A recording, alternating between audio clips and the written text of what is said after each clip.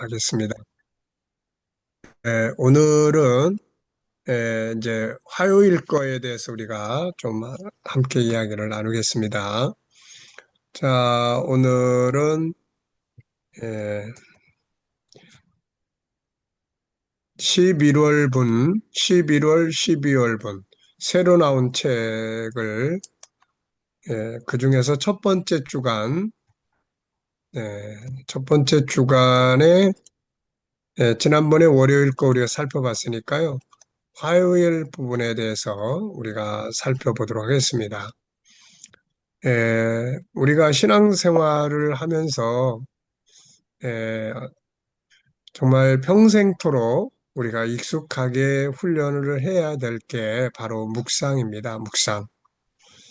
하나님께서 우리에게 말씀을 주시면서 묵상에 대해서 약속하신 내용들이 있죠. 그래서 성경을 활용하는 방법을 주셨는데 그 방법이 바로 묵상이에요. 그래서 배우는 것도 있고 성경 읽기도 있고 뭐 성경 쓰기도 하고 다 필요한 부분들이지만 하나님께서 특별히 강조하신 것이 바로 이 묵상입니다. 그래서 대표적인 말씀이 여호수아서 1장 7절로 8절에 보면은 하나님께서 가나안 땅 정복을 앞에 둔 이스라엘 백성들에게 하신 말씀이 내 말을 주야로 묵상하라 이런 말씀을 하죠.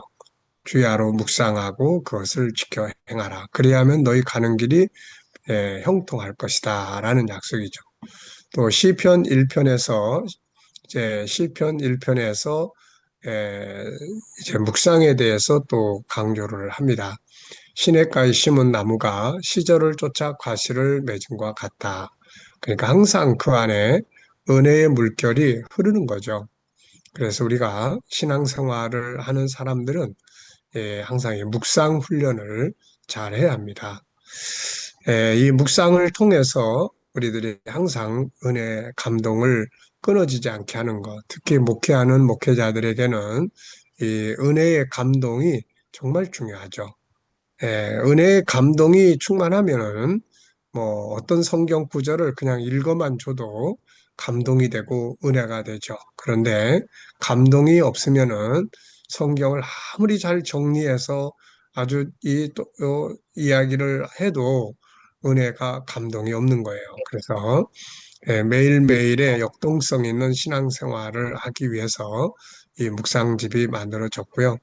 일반 묵상과 우리 GTS 묵상의 다른 차이점은 일반 묵상은 우리에게 개인적인 영감을 얻는 것으로 이제 그치지만은 GTS 묵상은 삶의 현장의 변화와 발전, 그리고 인간 개발, 그리고 또 우리 아이들은 재능 개발, 이렇게 다양한 목적을 가지고 만들어졌어요. 그래서 이 GTS 묵상을 꾸준히 훈련하고 또 그 가운데 들어있는 내용들을 활용을 하시면은 우리의 삶의 변화와 발전, 또 자기 개발, 아이들은 학습 능력을 키우고 하는데 아주 실용적인 프로그램입니다. 이것을 위해서 구조가 572의 구조가 들어있어요. 5는 바로 이 그림을 보면서 분석하는 훈련입니다. 생각의 폭을 넓혀주는 거죠. 그리고 7은 7가지의 주제입니다. 월, 화, 수, 목, 금, 토, 일. 오늘 이제 제가 어, 우리 어느 교인이 이제 식사를 하자고 해서 식사를 함께 나눴습니다. 그런데 나누면서 그분이 이제 우리 교회에 오실 때 이 자녀의 상담을 통해서 그분이 이제 교회를 나오시게 됐어요. 그때 그 아이가 엄청 좀 힘들게 한 부분이 있었는데 그 상담을 통해서 벌써 초등학교 3학년 때니까 지금 이제 고등학교 1학년이에요. 그러니까는 꽤 긴 세월 동안 그 상담을 통해서 이제 오신 분인데 이분이 오셔서 평신도로서는 GTS G7 책을 거의 다 갖다가 읽어보신 분이에요. 그래서 오늘도 이제 식사하면서 그 이야기가 나왔는데 전체 중에서 아직 다 읽지 못한 책이 5권이 있다. 그래서 그 5권을 이제 구입해다가 읽겠다. 그리고 또 요즘에 새로 나온 GTS 경제에 대한 내용에 대해서 이야기를 나누면서 이제 본인도 이제 내년 후년에 은퇴를 하는데 은퇴 후에 제2의 삶에 대해서 많은 도전을 가지고 지금 준비를 하고 있다. 이제 이런 이야기들을 나눴습니다. 그래서 이 GTS가 참 얼마나 중요한 역할을 하는지, 특히 7가지 주제. 이분은 이제 공무원이에요. 이제 서울시 공무원이었다가 지금 이제 이쪽에 와서 공무원 생활을 하는데 이제 그런 이야기를 하더라고요. 자기는 어려운 문제가 있으면 항상 7가지 주제로 비춰가지고 분석을 한다. 그러면은 그게 굉장히 많은 지혜를 얻게 하고 그리고 문제 해결에 아주 중요한 역할을 한다. 그래서 오늘 식사하러 갔다가 의외로 이 아주 GTS의 아주 G7의 적극적인 그런 어떤 팬의 이야기를 제가 듣고 왔습니다. 그래서 이 7가지 주제를 어떻게 사용을 하느냐에 따라서 정말 굉장히 많은 다양한 변화와 발전이 있게 되는 거예요. 그래서 그냥 묵상으로 끝나면 끝나는 거고 이 GTS 묵상은 활용할 영역이 굉장히 많습니다. 그래서 그 내용을 이제 하나씩 하나씩 이제 훈련을 하고 이제 하는 거죠. 제가 오늘 이제 토요일 날 가정 클리닉에 출근하는 날이라 오늘도 가서 이제 제 2회차 상담하는 분이 와서 오늘 상담을 하고 갔어요. 그래서 오늘 그분한테 이제 상담을 하고 이제 내가 해준 것이 과제가 이제 자기 방어법 훈련이에요. 다른 사람들로부터 아주 정말 이제 이렇게 상처를 많이 받고 그러다 보니까 이제 그게 자기 비하로 가고 그래서 우울증이 오고 사람 만나는 걸 두려워하게 되고 이제 이런 사람인데 아주 멀리서 왔어요. 멀리서 원래 아기 날 때 이제 조리원에서 상담을 일차 하고 갔던 분인데 그게 도움이 됐는지 그 뒤로 이제 그래서 앞으로도 이제 일주일에 한 번씩 이제 와서 공부를 하고 가겠다 이렇게 이제 좀 먼 곳에서 와가지고 택시 타고 버스 타고 애기 데리고 그렇게 왔어요. 그래서 우리는 평범하게 공부하는 것들이 그런 아픔을 겪는 사람들한테는 치료의 방법. 그래서 오늘 제가 이야기해 준 것이 자기 방어법에서도 첫 번째, 자기 존귀함을 하루에 10번씩 외치고 그렇게 하라고.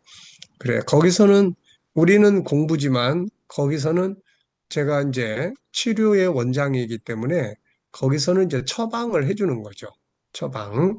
그래서 그렇게 자기 존귀함, 자기 존귀함. 그리고 이게 왜 말로 외쳐야 되는지, 그래서 이제 뇌의 학습에 대한 이야기, 그리고 정보와 감정의 형성에 관한 이야기, 그래서 아주 참 열심을 가지고 자기의 그런 문제들을 해결해 가려고 적극적인 자세를 가지고 오는 분이에요. 그래서 참 우리가 이 GTS 속에 담겨져 있는 사실 자기 방어법은 우리가 이 금요일 날 그 GTS 묵상 안에 자기와의 관계에 성공하기, 그 다음에 다른 사람과의 관계에 성공하기, 그리고 갈등 해결하기.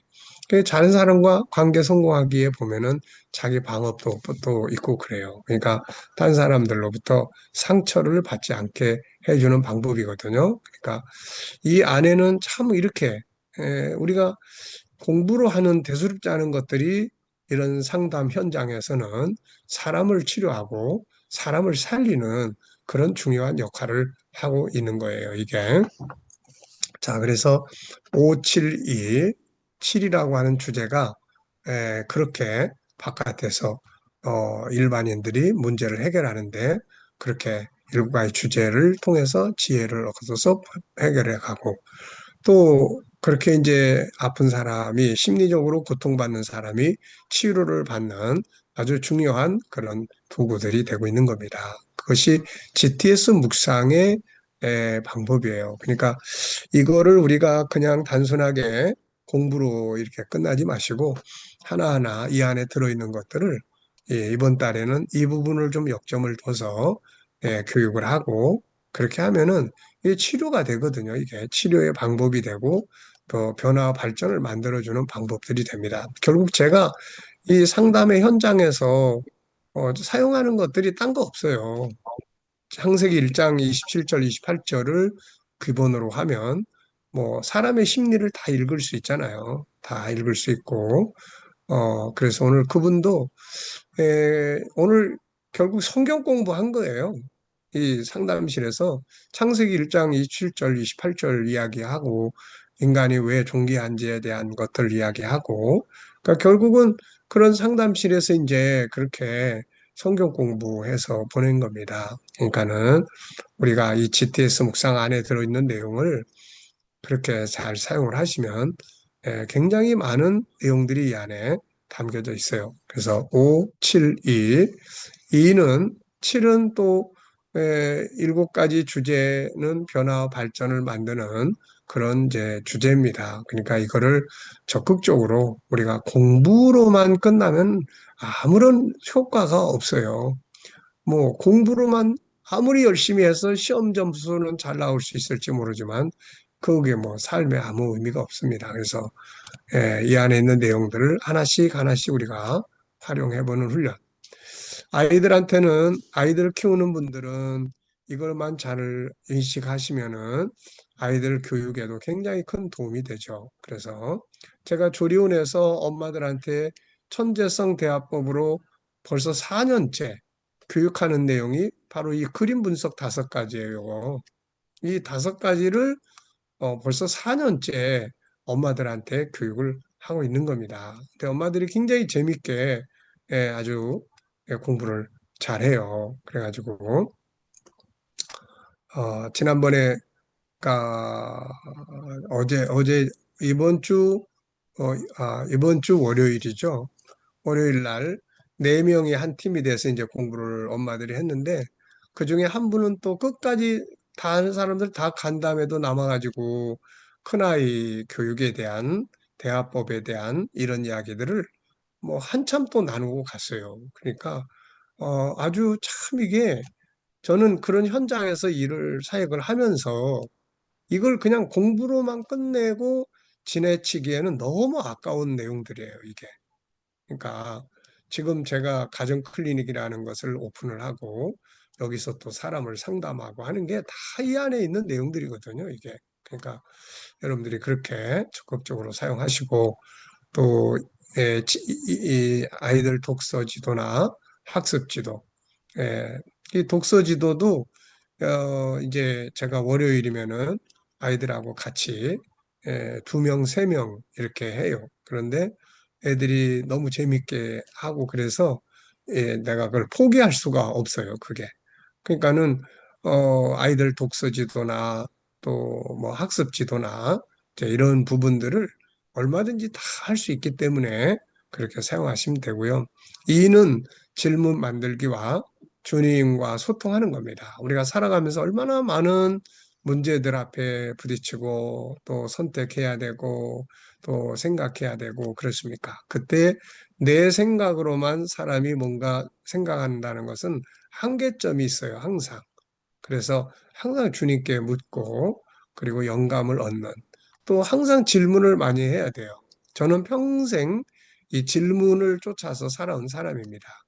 그래서 예수님께서도 찾으라고 말씀하셨고, 그래서 제가 제일 좋아하는 내용 중에 하나가 찾는 이는 찾게 될 것이다. 세상에 숨겨진 게 얼마나 많았습니까? 뭐 내가 아는 방법보다 모르는 방법 더 많고 문제가 있으면 답도 숨겨져 있고 더 발전할 수 있는 방법들도 숨겨져 있고 뭐 이게 얼마나 이 많은 것들이 숨겨져 있어요. 그래서 찾아야 되는데 찾는 방법은 바로 질문이에요. 그리고 끊임없이 자기와 질문하고 또 이렇게 질문 훈련을 해야 합니다. 그걸 통해서 이제 변화 발전을 얻게 되고 또 주님과 소통하는 훈련 이게 정말로 신앙이 살아서 움직일 수 있는 그런 방법이에요, 이게. 자, 그래서 이 572를 잘 적극적으로 그냥 묵상으로 끝나지 마시고 생활 속에서 적극적으로 활용을 꼭 해보시기 바랍니다. 자, 이제 첫째 주간 건데요. 그래서 월요일 날 거 지나고 이제 화요일 날 거, 오늘은 화요일 날 거를 이야기를 나눠보겠습니다. 자, 화요일 날의 주제는 중요한 거 찾기예요. 중요한 것. 이게 아무것도 아닌 것 같은 주제인데 이 주제를 한 번만 생각을 하고 가면 훨씬 더 좋은 삶을 살아가게 됩니다. 이게 뭐가 제일 중요하지? 참 저는 이걸 통해서 찾은 게 너무 많아요. 이걸 통해서 가정의 목적이 행복이라는 것도 알게 됐고 그 뭐 너무 찾은 게 많아요. 이 중요한 것 찾기가.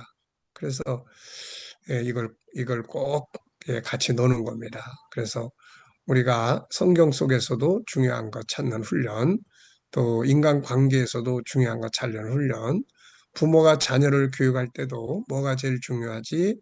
거기서 왜 그게 제일 중요할까? 이런 질문만 해줘도 아이들은 집중력이라든지 또 어떤 그 문제를 풀어가는 그런 어떤 부분이라든지 이런 데서 아주 효과적으로 할 수가 있어요.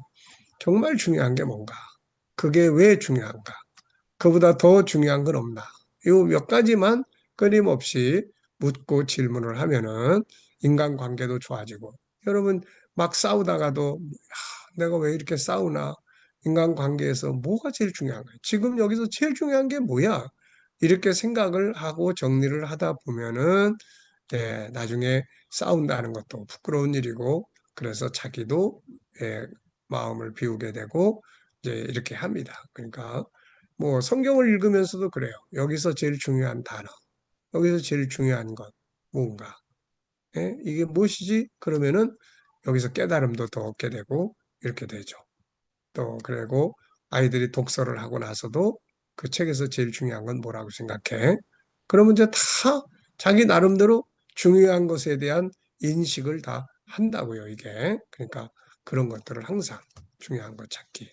뭐 말씀 속에서도 문제를 해결할 때도 인간 관계에서도 또 책을 읽고 나서도 뭐를 하더라도 제일 중요한 게 뭔가 뭐 돈을 쓰는데도 마찬가지예요. 내가 벌어서 내가 내 마음대로 쓴다고 되는 게 아니니까 물질을 버는데 비즈니스 할 때 제일 중요한 게 뭔가 이 생각을 조금만 계속 하게 되면요 비즈니스도 다 잘할 수 있거든요. 그러니까 그런데 활용하는 겁니다.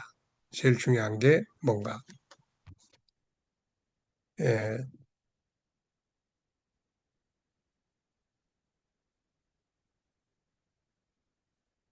네, 제가 묵상한 책을 가지고 와야 되겠네요.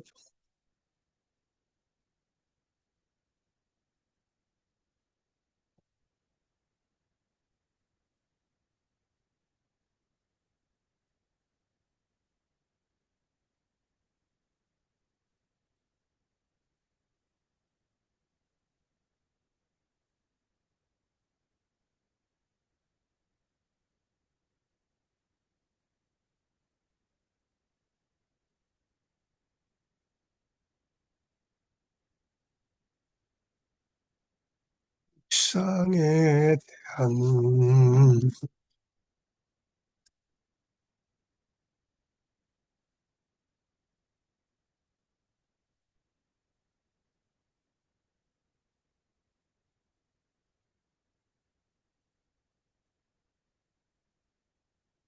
예, 제가 오늘 가정 클리닉에다가 책을 놔두고 온 것 같습니다. 자, 그래서 이 그림을 보면서 이제 먼저 5가지 이 내용을 우리가 정리를 해보겠습니다. 저는 이 부분을 정리하면서 여러분들 어떻게 정리하시는지 모르겠는데요. 저는 아마 이렇게 했을 것 같아요. 주님과 함께하는 사람의 행복. 그러니까 주님과 함께하는 사람의 행복. 책을 제가 놔두고 와가지고 자, 어쨌든 여러분들이 그 부분에 대해서 예, 그러면은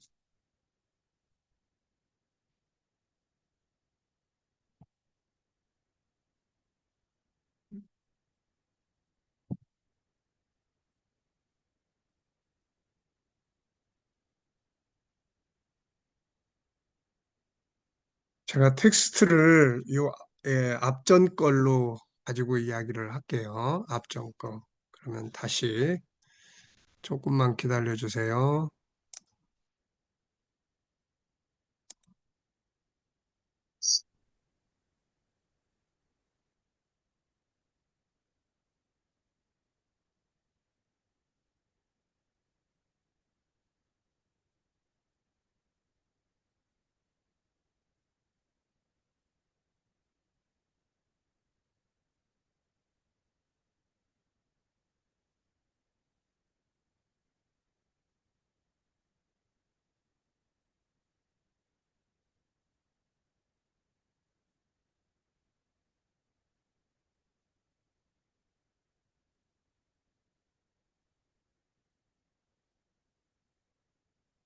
자, 그러면은 이 앞에 책의 책 화요일 날 거에 대해서 이야기를 좀 나눠보겠습니다. 아무래도 제가 설명을 하기 위해서는 제가 묵상한 내용을 좀 말씀을 드리는 게 좋을 것 같으니까요.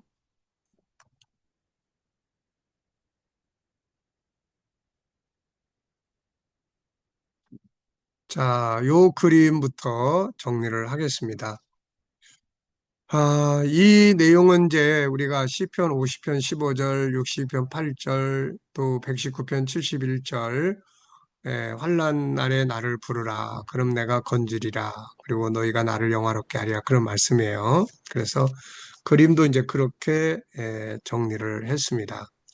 자, 이거 보시면서 이제 느끼는 거 적어 보시면 돼요. 저는 먼저 제목을 이렇게 정했습니다. 고난 속에서의 길, 이렇게 적었고요. 고난 속에서의 길. 고난 속에서 과연 우리가 뭘 해야 될 것인가? 그리고 고난 속에서 붙잡아야 할 길은 십자가다. 주님의 십자가는 고난의 승리의 길이다.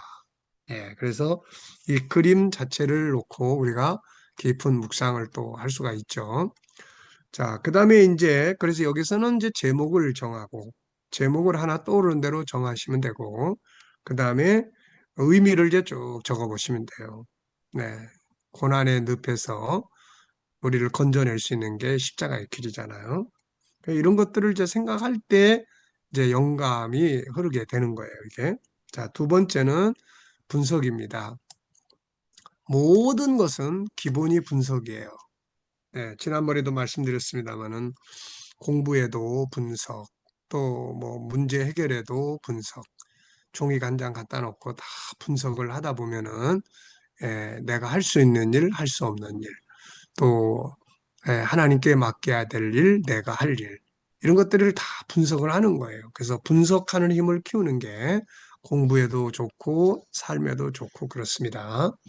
네, 그래서 에, 여기서는 눈에 보이는 것은 어두움의 늪, 그리고 그 속에 있는 사람, 그리고 또 십자가, 그리고 이 바탕, 회색의 바탕 색깔, 이런 것들은 보이는 부분이에요. 또 보이지 않는 부분에는 자, 우선 저는 이 사람은 누군가 이런 걸 좀 적어봤고요. 이 사람은 누군가.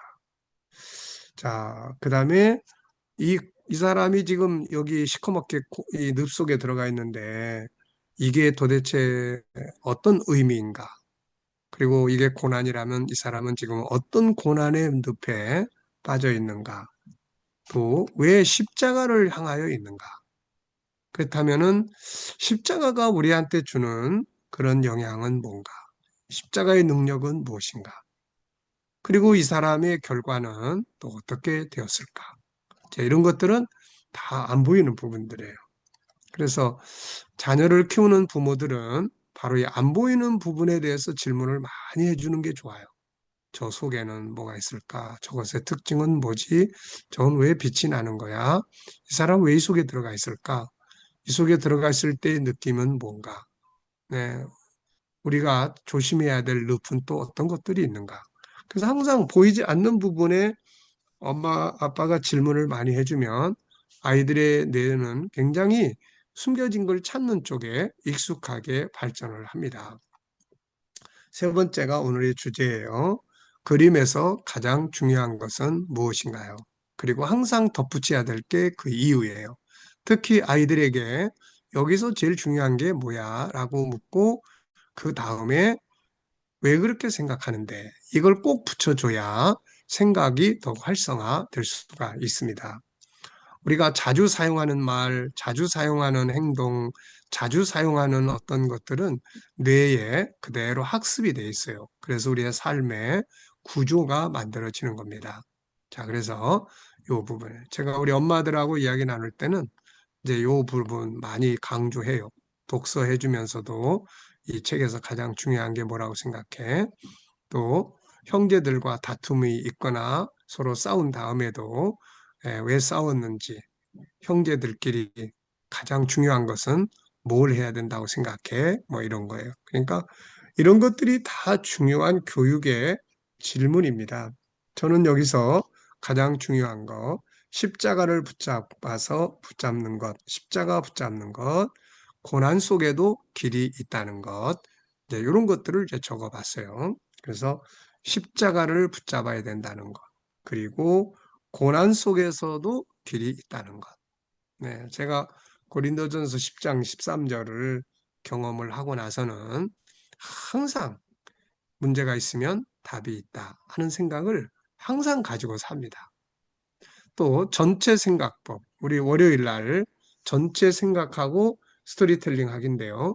그 전체 생각법에도 역시 전체 생각법을 훈련을 하면은 모든 걸 한꺼번에 생각을 하고 한꺼번에 볼 수가 있어요. 시작과 끝부분을 한꺼번에 보게 돼요. 그러면서 문제만 보는 게 아니라 문제가 있으면 답도 같이 보는 거죠. 그래서 그게 전체를 보는 거예요. 인간은 홍해 바다에 길이 막혔을 때 보이는 길이 없어져 버리니까 길이 없다고 생각을 했죠. 그런데 하나님은 전체를 보시는 분이세요. 그래서 홍해 바다 속에 있는 길을 보게 하시고 열어주신 거죠. 그러니까 우리가 가장 중요한 게 뭘까? 우리 엄마들은 이 조리원에서 지내는 동안 가장 중요한 것은 무엇이라고 생각하세요? 이런 질문. 제가 거기서는 이제 장난감 하나, 또 뭐 어떤 화분 하나, 이런 식물이 자라기 위해서 제일 중요한 건 뭐라고 생각하세요? 그래서 이제 요 장난감에서 또 제일 중요한 건 뭐라고 생각하세요? 재료입니까? 만든 이유입니까? 사용하는 방법입니까? 또 결과입니까? 이 재질입니까? 뭐가 제일 중요하다고 생각하죠? 이제 이렇게 물어봐요. 또 조리원에 계시는 동안에 해야 될 일은 뭐라고 생각하세요? 뭐가 제일 중요합니까? 그럼 보통 다 몸조리 잘하는 거예요. 이렇게 대답하죠. 그러면 제가 또 물어봐요. 그럼 몸조리를 잘하기 위해서 제일 중요하게 해야 될 일은 뭘까요? 그러면은 휴식하고 잘 먹고 이제 이런 이야기 많이 합니다. 그러니까 실용성이 굉장히 큰 거죠, 이게. 자, 그 다음에 이제 네 번째는 이제 연상법이에요.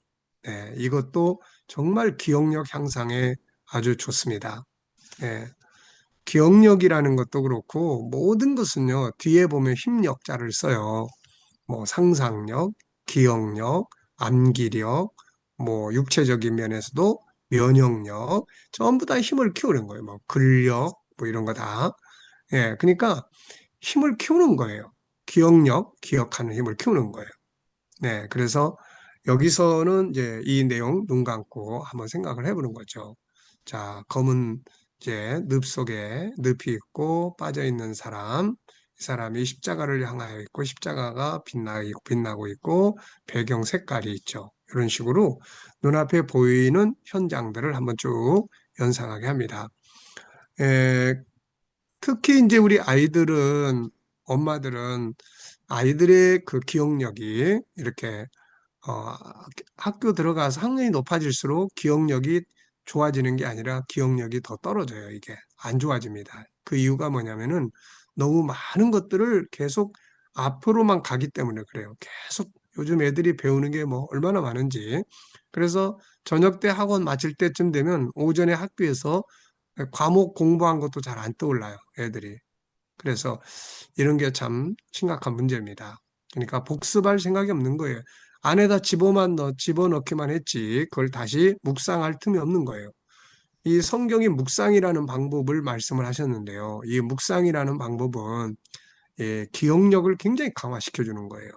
그래서 묵상을 하라고 하신 것은 이미 안에 들어있는 말씀을 이거 묵상을 안 하면 100번 들어도 금방 다 잊어버려요. 뭐 설교 들은 거 예배당 문 앞에 나가면 다 잊어버려요. 그래서 가서 기록해가지고 그걸 묵상을 해야 돼요. 다시 떠올려보고. 묵상은 되새김질이에요. 되새김질.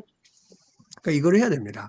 그래서 어려서부터 이걸 하라고 그러죠. 그래서 엄마들한테는 이제 몇 가지 훈련을 시켜줘요. 우선 장난감 그거 다 보여주고 색깔, 무늬, 재료 또 모양 다 보여주고 나서 눈 감고 자 한번 설명해 보실래요?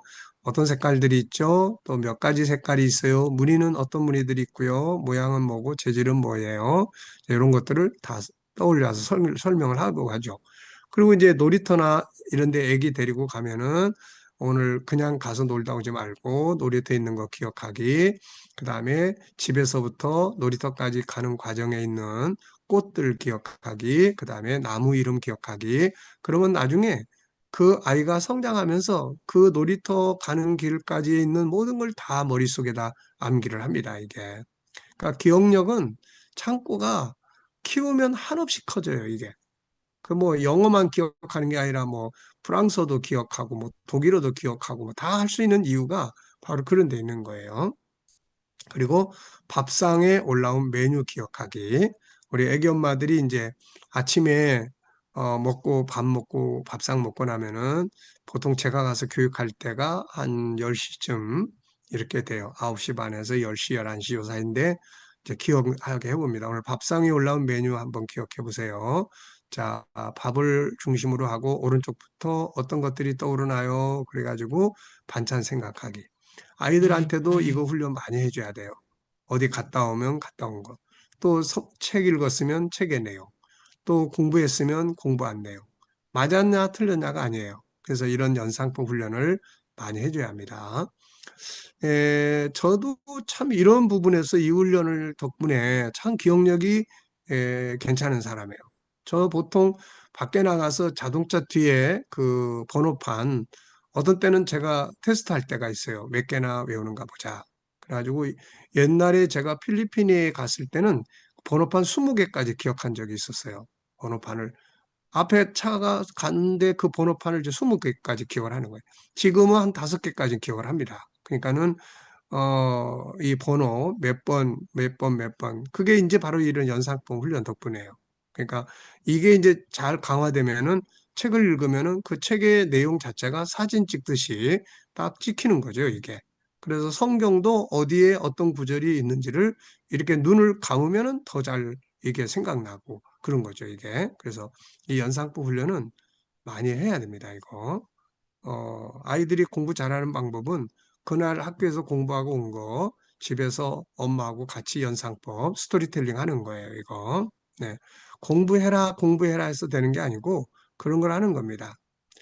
자, 그리고 이제 그 다음에가 성경에서 이제 이, 뭐, 늪에 대한 거를 떠올려 보든지 아니면은 십자가를 떠올려 보든지 아니면은 또 뭡니까? 이제 이렇게 기도하는 사람을 떠올려 보든지 저는 이제 이 늪에서 기도를 통해서 승리한 사람들의 이야기를 좀 몇 사람 적어봤어요. 우선 본문 시편 50편 15절, 그 다음에 이제 사도행전 16장 바울과 신라의 감옥 속에서의 기도, 그 다음에 역대하 20장 이 여호사밧이 이제 주변 군대들이 쳐들어왔을 때 그가 백성들을 모아서 기도하던 장면, 그 다음에 마태복음 15장 가나안 여인 자기 딸 귀신 들려서 가나안 여인, 그리고 마태복음 14장 베드로가 무리를 걷다가 빠졌을 때 주님 앞에 부르짖었던 그런 내용.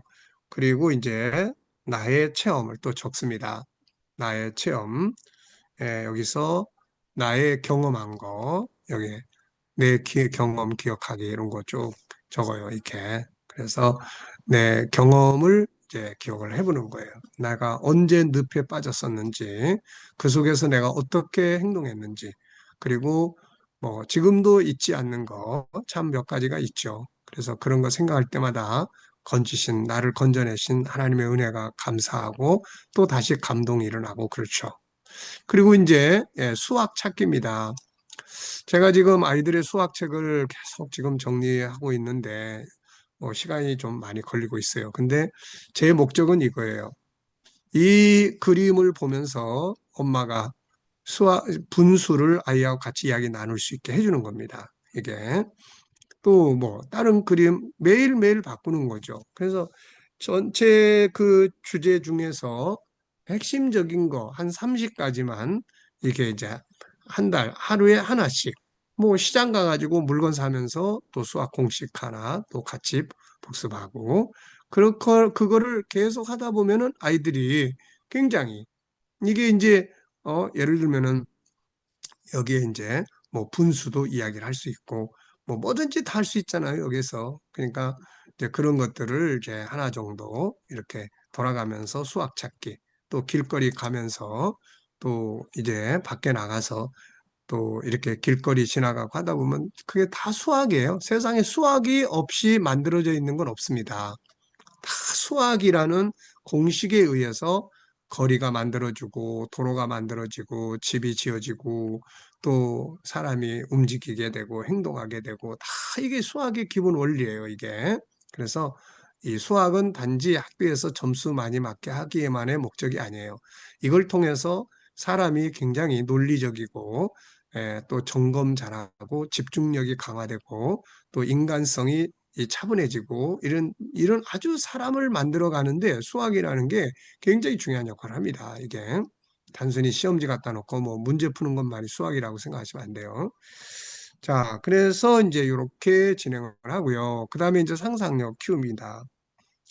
저는 항상 가운데 현재의 그림 칸 하나 만들고 앞에 그림 칸 하나 만들고 뒤에 그림 칸 하나 만들고 그래서 지금 요 그림은 요 사람 없는 다른 거 아무것도 없이 늪만 있는 그림을 앞에 그려보고요. 그 다음에 가운데는 현재 이 사람이 가다 늪에 빠졌어요. 다윗은 음행의 늪에 빠졌고 또 누굽니까? 아가는 재물의 늪에 빠졌고 뭐 다윗 저 사울 같은 사람은 열등감이라는 늪에 빠졌고 뭐 이런 늪에 다 빠지는 거예요. 다 빠져가지고 허우적거리고 다 사는 겁니다, 이게. 그런데 십자가를 통해서 자유함을 얻게 되는 거죠. 자, 그리고 이제 미래를 어떻게 살고 싶은가요? 이건 지난번에도 이야기했죠. 저는 7가지의 미래 비전. 이 GTS 묵상을 한 지가 이제 한 6년 되는데요. 어떤 비전들은 벌써 많이 이루어졌어요, 이게. 그리고 어떤 비전은 계속 살아가야 되고, 어떤 비전은 또 미래에 해야 될 부분이고. 그러다 보니까 이게 인생의 목표가 되는 거예요, 이게. 그러니까 꼭 비전이 없이 살지 말고, 아이들에게도 항상 미래에 어떻게 살고 싶은데, 그렇다면 지금 뭘 해야 될까? 이런 질문 항상 많이 해주면 아주 큰 도움이 됩니다. 자, 그리고 이제 이거는 이제 오는 이거예요. 생각을 많이 하게 합니다. 뭐 정답 찾는 게 아니에요. 그래서 생각하는 힘을 키우는 훈련이에요. 요거는 생각하는 힘을 키우는 거예요. 그 다음에 이제 현장에서의 변화와 발전을 만들고 점검하고 뭐 하는 거는 요 7가지 주제입니다. 그래서 설교도 그래요. 이 주제가 딱 바뀌는 순간 내용이 다 바뀝니다. 제가 어제 금요일 날 저는 이제 주일 날 요 묵상 요 내용을 설교를 하고 금요일 날 또 이거를 가지고 설교를 한 번 더 합니다. 그래서 주일 날은 이제 부르짖을 곳이 있는 자의 복이라는 제목이고 어제 금요일 날은 부르짖는 자의 복 이렇게 적었어요. 제목을. 그러니까 부르짖을 곳이 있다. 우리를 도울 분이 있다. 하나님이 계신다는 건 정말로 그런 면에서 중요한 거다. 이제 그거고 내가 어디에 있느냐 어떤 환경에 있느냐 이게 중요한 게 아니라 이게 문제가 아니라 그곳에 그분이 같이 계시느냐 나를 도울 수 있는 분이 같이 계시느냐 이게 제일 중요한 거고 그다음에 이제 그러면 이제 그분이 계시더라도 그분께 부르짖지 않으면은 다 소용이 없다 이거. 그래서 이제 금요일 날은 제목을 부르짖는 자의 복 예, 그러니까 제목만 바꾸면은 내용이 다 바뀌는 거예요, 이게. 그래서 이 제목이 굉장히 중요한 겁니다. 그래서 우리가 설교든 또 인생의 가치든 뭐든 간에 타이틀, 주제가 바뀌어지면 나머지가 다 바뀐다. 이 감사일기 적는 거, 이것도 굉장히 중요한 거예요. 저는 어제 감사한 거, 그래서 어제 쭉 이렇게 이제 내용을 다 적었습니다. 크게 적어요. 예를 들면은 어제, 그러니까 요게 이제 화요일 날 거예요. 그러니까 월요일 날 영상 찍고 조리원 가고 산부인과 가고 그다음에 오후 작업하고 그다음에 저녁 GTS 아이들 월요일 날 저녁 GTS 하는 날이니까요. 그렇게 하고 나서 옆에다가 감사 이렇게 적었습니다. 그리고 이제 오늘은 이제 새벽 기도, 묵상, 영상, 이후 스케줄 이렇게 하고 이제 또 감사 이렇게 적고요. 그 다음에 이제 미래에 대해서는 이제 쭉 적어요. 제가 진행하는 프로젝트가 지금 몇 개 있는데 그 프로젝트의 이름들을 쭉 적습니다. 뭐 무슨 프로젝트, 무슨 프로젝트, 무슨 프로젝트. 그 다음에 또 내가 마음에 항상 소원하는 게 몇 가지 있어요. 마음의 소원, 입술의 말, 미래의 비전. 이렇게 하고 이제 또 성경 구절, 에베소 3장 20절, 신명기 16장 15절, 또 마가복음 10장 29절 30절, 마태복음 21장 22절을 쭉 적어요. 그래 놓고 성취하실 것 감사 이렇게 적습니다. 그래서 어제 감사한 거, 오늘 감사한 거, 미래에 감사하고 싶은 거 이걸 이제 다 적어요. 상담할 때도 이 감사일기 적는 거는 굉장히 치료에 도움이 됩니다. 그래서 하루에 감사한 거 3가지 이상 꼭 찾아서 적어보시고 그것을 저한테 보내주세요. 이런 거예요. 자, 우리가 빌립보서 3장 4장 6절로 7절에 있는 것처럼 감사는 우리의 마음에 평안을 줘요. 평안을 줍니다. 상담의 가장 중요한 목적은 평안을 심어주는 거거든요. 감사. 네. 감사하는 곳에는 3가지의 결과가 나타나요. 하나는 마음의 평안, 안정감을 주고, 두 번째는 환경의 변화를 만듭니다. 그리고 하나님이 일하시는 방법이에요, 이게. 자, 그리고 이제 첫 번째입니다. 본문에서 오늘 느껴지는 건 뭔가요? 자, 오늘 느껴지는 거. 저는 보통 첫날, 월요일 날, 뭐 화요일 날 이 무렵이면은 내용 분석을 다 정리를 해요. 그래가지고 그게 거의 한 주간 가고 그러면서 주일날 설교로 이제 전달이 되는 거예요, 이게. 자, 여기서 저는 3가지의 내용을 적었습니다. 뭘 적었냐면은 첫째는 그대로 환난 날에 나를 부르라. 그러면 건지겠다. 이런 내용. 환난 날에 나를 부르라. 그럼 내가 건지겠다. 이 순서예요, 순서. 순서.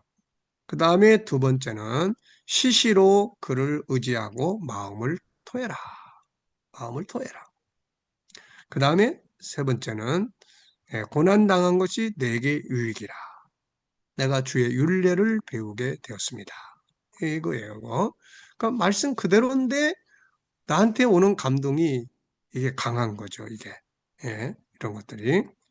자, 그 다음에 본문에서 가장 중요한 거 하고 생각되는 건 뭔가요? 네. 저는 부르짖을 곳이 있다는 것, 이렇게 적었어요. 내가 뭔가 힘들 때 도와주세요 할 대상이 계시다는 것. 이게 얼마나 중요한 일입니까, 이게?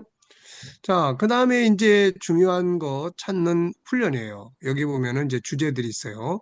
업무나 관계나 공부나 일과나 일생, 기타. 이 중에서 이제 제목 하나를 골라가지고 거기서 뭐가 중요한지를 여러분들이 늘 생각을 해보라는 거죠. 저는 여기서 항상 2가지를 정리합니다. 하나는 업무, 업무. 여기서 중요한 것은 4가지. 첫째는 열정. 업무를 할 때 열정이 없으면은 이게 본인만 힘든 게 아니에요. 옆에서 지켜보는 사람도 힘들고. 그리고 열정이 없으면 되는 게 없습니다, 이거. 그래서 열정. 그 다음에 감사. 감사가 있어야 돼요. 감사. 일할 수 있다는 것에 감사. 세 번째는 전문가가 되는 거예요. 전문가. 이게 전문가가 돼야만 그 일이 재미가 있고 즐거움이 있고 효과가 있고 그리고 열매를 맺게 돼요, 이게. 그래서 전문가는 다 좋아합니다. 그래서 비싼 돈을 주고도 전문가들을 데려다가 뭔가 일을 맡겨보려고 하는 거죠, 이게. 제가 생각하는 전문가는 세 가지의 특징을 가지고 있어요. 첫째는 이론에 정통해야 된다. 이론을 잘 알아야 됩니다. 일단 이론을 알아야 돼요. 이론. 저는 G7 공부를 뭐 매일 합니다. 매일 해요. 뭐 G7의 중요한 내용들은 거의 다 외우고 있죠. 그리고 또 금요일 날이면 그 외우는 걸 계속 복습을 합니다. 저는 이제 정기적으로 제가 외우는 게 있어요. 예, 그것이 성경에서는 우선 산상순, 마태복음 5장, 6장, 7장을 외우고 그 다음에 요한계시록 21장, 22장을 외우죠. 그리고 이제 G7의 중요한 것들을 외웁니다. 그래서 일주일 동안 이제 이걸 계속 되풀이해요. 그래서 월요일 날 새벽은 마태복음 5장, 그 다음에 이제 새벽기도 끝나면 요거부터 외우고 이제 기도 시작하죠. 화요일 날은 마태복음 6장, 그 다음에 수요일 날은 마태복음 7장, 그리고 목요일 날은 계시록 21장, 22장, 그리고 금요일 날은 이제 G7, 총기함의 12가지 방법에서부터 자기 존중법 15가지, 업무 존중법 13가지, 또 뭐 어려운 환란, 이거 존중법 또 6가지, 그 존중함에서부터 이제 쭉 가요. 그리고 이제 존중함 끝나면 그 다음에 다양성에 5개가 있잖아요. 5개. 그래서 이 자기애가 왜 비교하지 말아야 되는가? 그래서 자기 장점 찾기, 장점 찾아서 전문가 되기, 9가지 내용, 그 다음에 또 인간관계, 인속인신, 성답이란 이칭책 12가지, 이제 이런 것들을 또 쭉 다 외웁니다, 이게. 그렇게 하고 복습하는 거죠. 그리고 이제 재능의 영역. 그래서 IQ 개발, 지적 재능의 거기에서 필요한 거, 학습 지도 방법, 그 다음에 또 거기에 이제 뭡니까? 기술 개발, 장점 개발해서 전문화 시켜주는 거, 그 다음에 생각하는 법, 창의력, 그래서 전과요, 다본능, 영통, 뭐 브레인스토밍의 9가지, 또 이제 질문하는 방법, 그 다음에 또 그런 거 이제 다 외워요. 그런 거를 또 생각 점검하기, 생각하인 그 동선자, 이런 걸 다 외웁니다. 이렇게. 그래가지고 생각을 점검하기. 그리고 나면 이제 다음으로 어디로 넘어갑니까? 이제 인격성으로 넘어가서 생각하는 방법. 여기서 다시 한번 쭉 정리를 해요. 그리고 감성재능, 그 다음에 또 영성재능 6가지, 감성재능에서 감정과 정보의 관계, 감정 이해하는 방법, 그 다음에 감정을 사전 건강 관리하기, 그 다음에 이 감정의 장애 요인 없애기, 그 다음에 치료하기, 요런 이제 감정의 순서들. 그 다음에 이제 거기에 관계법, 그 다음에 이제 또 대화법, 이런 거 이제 한 번씩 다 이렇게 외우고 지나가요. 그리고 나서 이제 인격성 안에 생각하는 데 가서 아까 이야기한 것처럼 생각하고 다시 정리하고, 그 다음에 자유의 기능에서 이제 자유에 대한 치유의 억압의 10가지 치유 방법, 코칭 10가지 치유 방법, 이런 것들을 여기서 한 번씩 쭉 진행을 해요. 그리고 나면은 이제 소통의 영역으로 가서 대화법인데요. 자기 방어법 10가지, 그 다음에 또 이제 공감하기, 그 다음에 또 좋은 말하기, 뭐 이런 것들을 쭉 한번 되풀이합니다. 그리고 나서 이제 뭐 예수님의 리더십, 뭐 흰 치색 가벼운 위장 가자 열시병, 예수님의 그런 이제 뭡니까 그 자기 이제 리더십.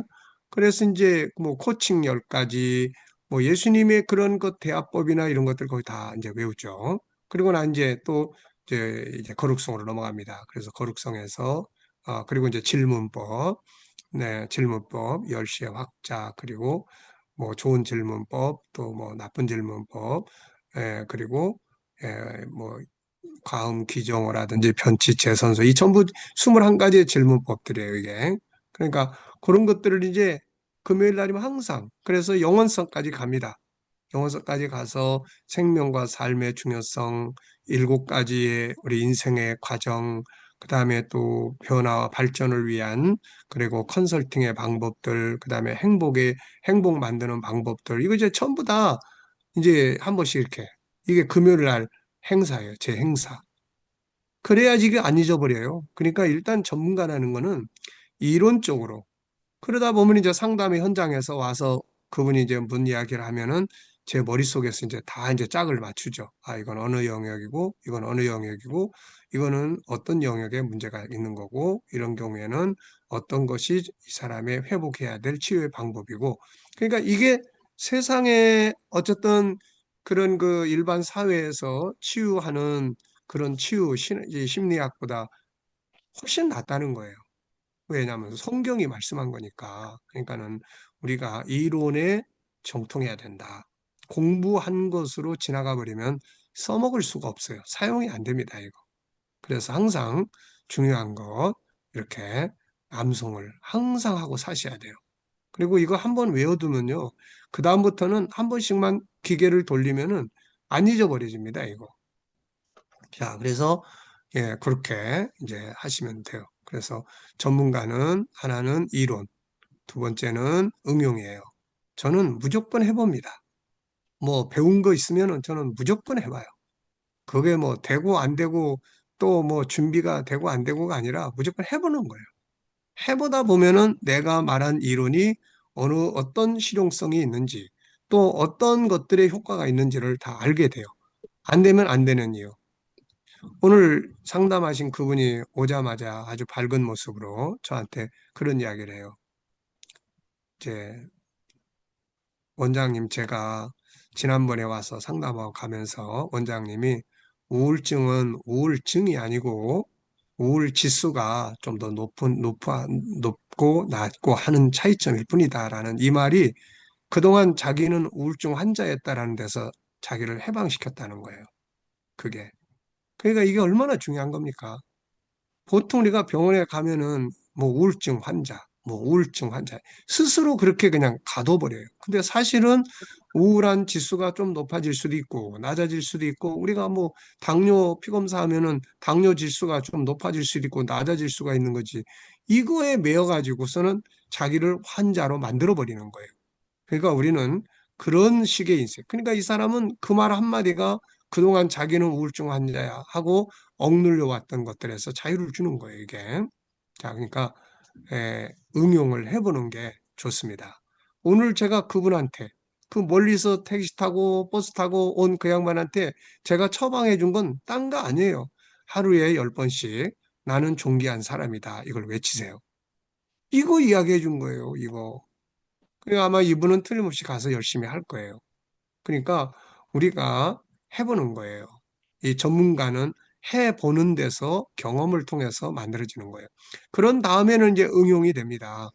응용. 책도 쓸 수 있고, 다양하게 활용도 할 수 있고, 그래서 이 응용, 이게 전문가예요. 그 다음에 이제 네 번째 업무를 할 때 중요한 게 뭐냐면은, 이제 네 번째는 이제, 비전을 갖는 거예요, 비전. 내가 하는 일이 이 일로 끝날 거냐. 이걸 통해서 앞으로 어떤 일을 내가 하고 싶으냐. 지금 여러분들이 공부하는 것도 마찬가지예요. 공부하고 끝나버리는 사람은 공부가 열정이 없어요. 열정을 갖기 힘들어요. 근데 내가 이걸 가지고 앞으로 난 이런 사역을 할 거다 하는 사람은 열심히 공부할 수밖에 없어요, 이게. 그래서 항상 저는 업무에서 중요한 것, 업무를 잘하기 위해서 중요한 것은 네 가지. 하나는 바로 열정, 감사, 전문가, 그 다음에 비전 이렇게 항상 적습니다. 그리고 이제 일생에서 중요한 것 항상 5가지를 적어요. 영성, 그 다음에 또 사명, 그 다음에 건강, 그 다음에 또, 이제 인간관계, 일할 수 있는 환경, 재정, 이런 것들이 이제 중요하게 적죠. 자, 그러니까 이런 거 하나가 참 얼마나 많은 감동과 영감을 우리에게 주는지요. 이런 것들이. 그래서 그냥 쉽게 쉽게 넘어가지 마시고요. 그 다음에 이제 질문 만들기예요. 왜, 무엇을, 어떻게, 만약 이런 걸 넣으면은 좋은 질문이 만들어집니다. 그래서 항상 질문 만드는 연습을 해야 돼요. 아이들을 키우시는 분들은 어떤 걸 보면서 항상 거기서 질문 만드는 연습을 같이 해야 합니다. 자, 왜를 넣어서도 질문을 만들어 보고, 무엇을 넣어서도 만들어 보고, 어떻게라는 말을 넣어서도 만들어 보고, 만약이라는 말을 넣어서도 만들어 보고, 네. 여기에서 한번 보세요. 만약에 하나님이라는 단어가 여기서 빠져버린다면, 하나님이라는 단어가 만약에 빠진다면 어떻게 될까? 이거 뭐 아무것도 아니죠, 다 이거. 네, 그래서 15절에는 자, 환난 날에 나를 부르라. 내가 널 건지리니 네가 나를 영화롭게 하리로다. 근데 여기서 저는 질문을 이렇게 적었어요. 환난 날에 우리가 해야 할 일은 뭔가? 환난 날에 해야 될 일은 뭔가? 바로 하나님을 부르는 것이다. 이렇게 적었고요. 그 다음에는 이제 인간관계에 대한 개인 질문이에요. 이건 인간관계에 대한 질문 연습이에요. 그래서 여기서 저는 인간관계 잘하는 방법. 넓게는 12가지, 13가지가 있어요. 인속인신, 성답이단, 이층체급이라는 12가지의 방법이 있는데, 이 좁게는 이것을 저는 항상 세 가지로 정리를 해요. 그래서 인간관계 잘하는 방법. 첫째, 상대방을 구원하겠다고 하는 목표를 가져라. 둘째, 대화법을 잘 훈련을 해라. 셋째, 조금 손해본다는 인식으로 살아라. 이렇게. 우리 이제 산부인과에 그 원장님이 있어요. 그래가지고는, 어, 이제 제 사무실이 원장님 사무실보다 더 인테리어가 더 이쁘게 잘 돼 있어요. 그래가지고 창문도 있고. 그래서 내가 지난번에 내 사무실에 오셨길래, 아이고, 원장님, 산부인과 대방에 이 사무실이 더 좋아야 되는데, 더 이게 내 사무실이 더 좋은 것 같아서 미안해요. 그랬더니 그 양반 하는 말이에요. 아니, 목사님 맨날 가르치시는 말씀이 조금 손해보고 살라고 하셨잖아요. 그러는 거예요. 그러니까 조금 손해보고 살면 되지요, 뭐. 이런 생각. 그러니까 이런 가르침이, 이런 것들이 생활 속에서 운영이 되면 참 그 삶에 안정감을 주고 평안함을 주는 거거든요, 이게. 그러니까, 이런 걸 우리가 잘 활용을 하면 인간관계 잘 할 수 있고요. 그리고 이제 다섯 번째는 이제 묵상학인데요. 네, 여기서는 저는 이제, 본문 다 생각하고, 또 일과의 주제도 생각하고, 그날 여기서 참 많은 영감을 얻습니다. 주님 이럴 때 어떻게 해야 되나요? 오늘 이 사람 만나는데 제가 어떤 자세로 대하면 좋을까요? 오늘 이 문제를 해결해야 되는데 제가 어떤 말씀을 의지하고 살면 좋을까요? 7가지 주제 중에 어떤 주제들을 제가 사용하면 좋을까요? 그래서 항상 여기서 참 많은 이제 영감을 얻고 이거는 이제 생활 속에서 제가 제일 많이 사용하는 부분이에요. 네. 어떤 때는 운전대 붙잡고 한 30분씩 주님이 영감을 주실 때까지 기다릴 때도 있고요. 주님 오늘 이 상황에서 제가 어떻게 하는 게 가장 현명한 일이 될 수 있을까요? 그리고 영감이 올 때까지 기다리는 거예요. 그러면 이제 심령 속에서 어떤 지혜도 떠오르고 말씀도 떠오르고 그러는 거예요. 그러니까 이거를 적극적으로 우리가 잘 사용을 하시면 정말 놀라운 나라고 하는 존재가 예수님의 그런 어떤 따라가는 사람으로서 변화가 만들어지게 되는 거예요, 이거. 자, 그래서 월요일 날 주제는 전체를 생각하고 말하는 훈련이고요. 화요일 날은 중요한 거 찾는 거고, 수요일 날은 이제 숨겨진 비밀. 숨겨진 비밀 찾기가 얼마나 중요한 건지 여러분들 잘 아셔야 돼요. 이걸 통해서 어떤 비즈니스 할 때 리스크도 굉장히 줄일 수 있고, 그런 거 생각 안 했으면 그냥 넘어갈 일들을 숨겨진 거 찾기를 찾아내는 거예요. 이렇게 됐을 때는 어떻게 될까? 만약에 이런 문제가 발생하면 내가 대책이 있는가? 최선은 뭐고 최하는 뭐가 될까? 그런 일이 벌어졌을 때 내가 수용할 수 있는가? 이런 것들을 깊이 생각을 하고 지나가면요. 훨씬 더 일을 디테일하게 그리고 잘할 수가 있습니다. 그리고 목요일 날은 주님의 관점에서 생각하는 거고 이것도 얼마나 중요합니까, 이거? 자, 그래서 오늘은 일단 여기까지 이야기를 하고요.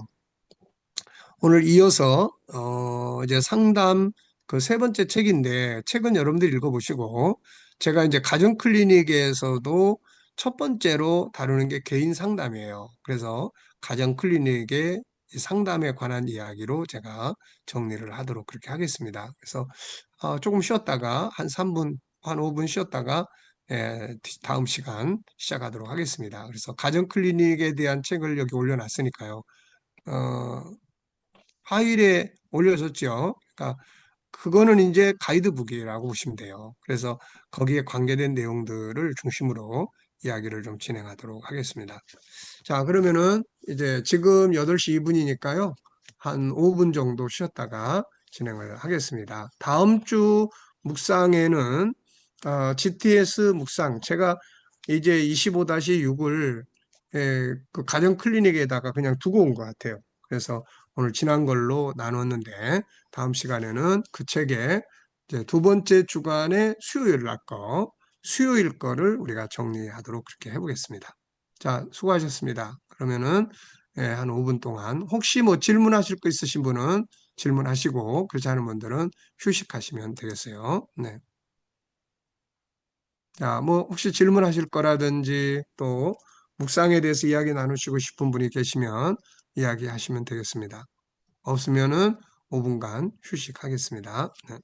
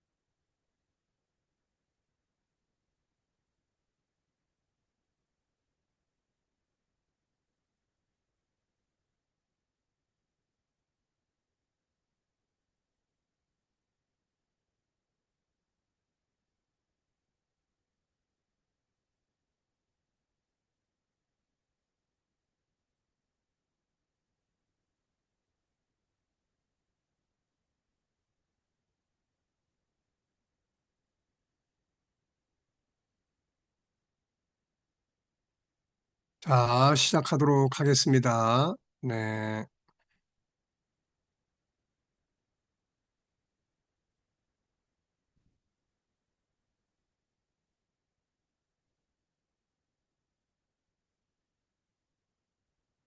자, 가정 클리닉에 대해서 이야기를 나누도록 하겠습니다.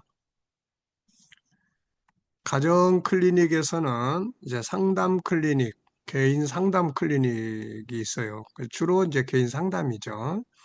그리고 이제 이 상담도 상담을 할 때 여기서 이제 뭐 개인 상담, 그다음에 또 뭐 부부 상담, 그다음에 이제 뭔가 이제 개인 상담이지만 자기 아픈 마음의 상처에 대한 상담, 그 다음에 부부 갈등에 대한 상담, 물론 여긴 두 번째에서 따로 다룹니다만은 무엇 때문에 오셨는지, 뭐 상담 때문에 왔는지, 그 다음에 여기서 감정 클리닉, 그래서 감정이라는 것이 뭔지, 그게 왜 생기는 건지, 그리고 감정이라는 것을 어떻게 컨트롤하는 건지, 이제 이런 부분들에 대한 이제 컨설팅, 그 다음에 인생 컨설팅, 그래서 자기 삶에 대한 거, 그리고 뭐 경제에 관한 거, 그 다음에 또 뭐 관계에 관한 거, 이런 것들을 이제 여기서 다루게 됩니다. 그리고 두 번째는 이제 부부 갈등 클리닉이 따로 있어요. 그래서 여기서는 그런 부부 간의 갈등에 대한, 그래서 필요하면 부부 상담을 같이 하기도 하고, 이제 그러죠. 그리고 또 이제 행복 프로그램 만드는 거. 제가 많이 강조하는 게 행복 프로그램 짜는 거예요. 이거. 행복 프로그램. 그러니까 행복하게 살도록 만들어지는 것이 제일 중요하죠, 이게. 그래서 행복 프로그램. 개인 행복 프로그램, 부부 행복 프로그램. 그 짜는 원리는 창세기 1장 27절, 28절이에요. 거기서 신앙인들은 하나님과의 영적인 행복 프로그램 짜는 거죠. 그래서 묵상 프로그램, 뭐 기도 프로그램, 또 뭐, 그런 이제 말씀 암송 프로그램, 또 뭐 이런 것들 이제 뭐 봉사 프로그램 이런 거 짜요. 그리고 또 이제 뭐 이제 자기 개발 프로그램, 그 다음에 다른 사람들과의 관계에서 행복함 만들어가기, 업무적인 부분에서 자기가 하고 싶은 일, 또 개발해야 될 일, 뭐 이런 것들을 많이 이제 이야기를 해줍니다. 그래서 그런 거 잘 짜고, 그 다음에 이제 세 번째 이제 영역이 자녀 상담 클리닉이에요. 그래서 자녀 상담 클리닉. 그래서 이제 자녀들에 대한 상담 이제 하고, 그리고 뭐 부부 클리닉에서 강좌, 그다음에 부모 리더십 클리닉, 그리고 이제 아이들 따로 예, 예. 오늘도 초등학생이 이제 하나가 온다고 했다가 오늘 못 왔어요. 그러니까 이제 아이들을 직접 상담하고 문제가 뭔지 도와주고 이 모든 것은 이제 기본은 G7이에요. 그래서 G7의 각 항목을 우리가 잘 기억을 해두면 이제 문제 파악을 할 수 있고 상담을 해줄 수 있죠. 그리고 이제 신앙 클리닉 이렇게 진행이 됩니다. 요 모든 교재는 상담 클리닉의 가정 클리닉의 모든 교재는 응용편입니다. 응용편. 대체적으로 다 응용편이에요.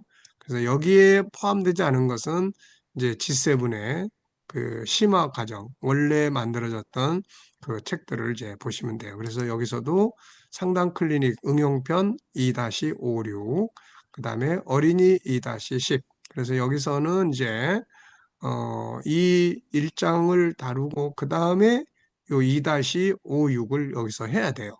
그냥 요것만 하고 지나가 버리면은 이제 또 그냥 뭐 서론적인 이야기만 쭉 하고 끝나버리는 겁니다, 이게. 그래서 요 1장을 공부를 하고 이제 그리고 난 다음에는 이제 이제 우리 응용편의 5, 6권 그래서 이제 요거를 다루게 돼요. 자, 여기서는 이제, 이게 뭐 상담에 대한 책만 많이 이렇게 뭐 공부해서만이 아니라서 여기서는 제가 여러분들이 이것만 충실하게 인식을 해도 상담을 좀 해줄 수 있는 그런 내용들을 여기서 좀 적었어요. 그러다 보니까 여기 1번은 조금 내용이 많아졌어요. 자, 우선 가정 클리닉의 첫 번째 영역은 개인 심리 상담입니다. 개인 심리 상담이에요. 심리 상담을 위해서는 먼저 기본 원리 몇 가지를 우리가 꼭 기억을 하셔야 돼요. 심리 질병의 종류. 그래서 뭐 이런 거. 우울증, 조울증. 조울증이 뭔지 아시죠? 이거는 우울과 흥분이 극과 극으로 일어나는 상태예요.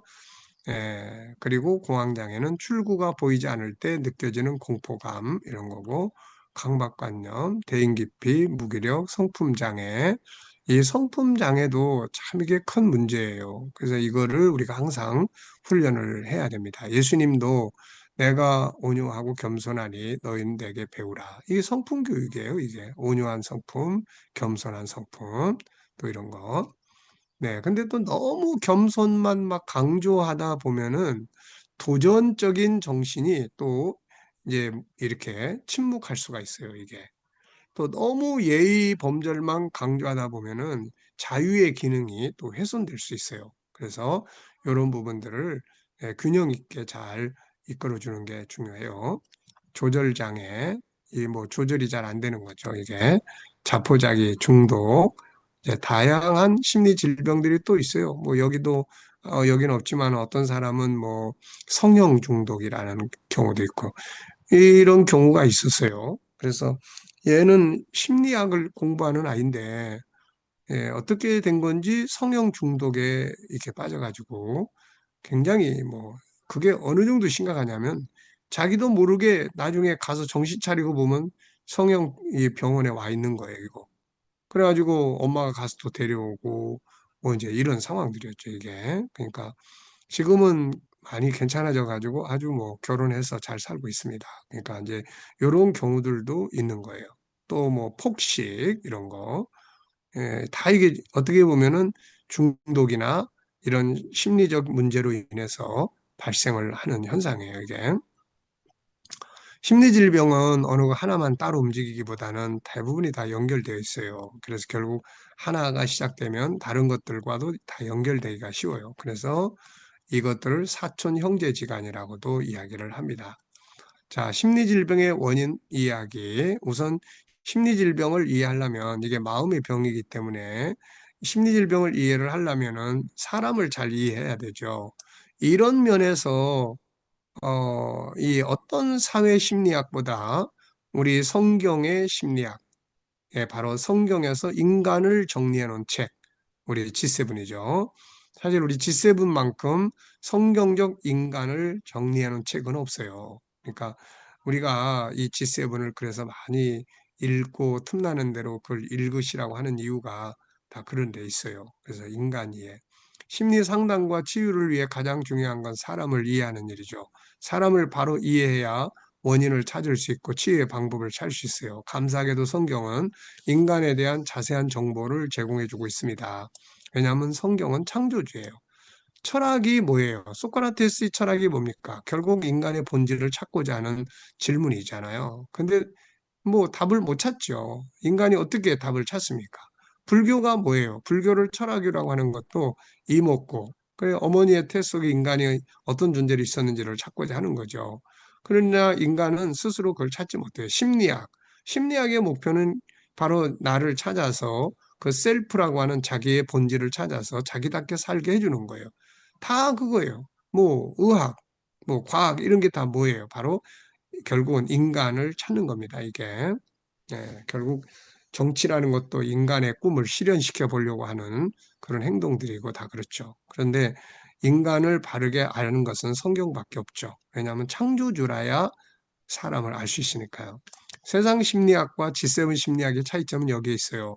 세상 심리학이 사람을 정확히 알지 못한 상태에서 나타나는 본능에 대한 통계와 임상을 통해서 이루어진 것이라면 G7 심리학은 성경에 나타나고 있는 인간의 자세한 정보를 기반으로 이루어져 있습니다. 성경은 창조주의 말씀이에요. 인간에 대한 충분한 지식을 제공하고 있는 거죠. 자, 존귀한 인간이에요.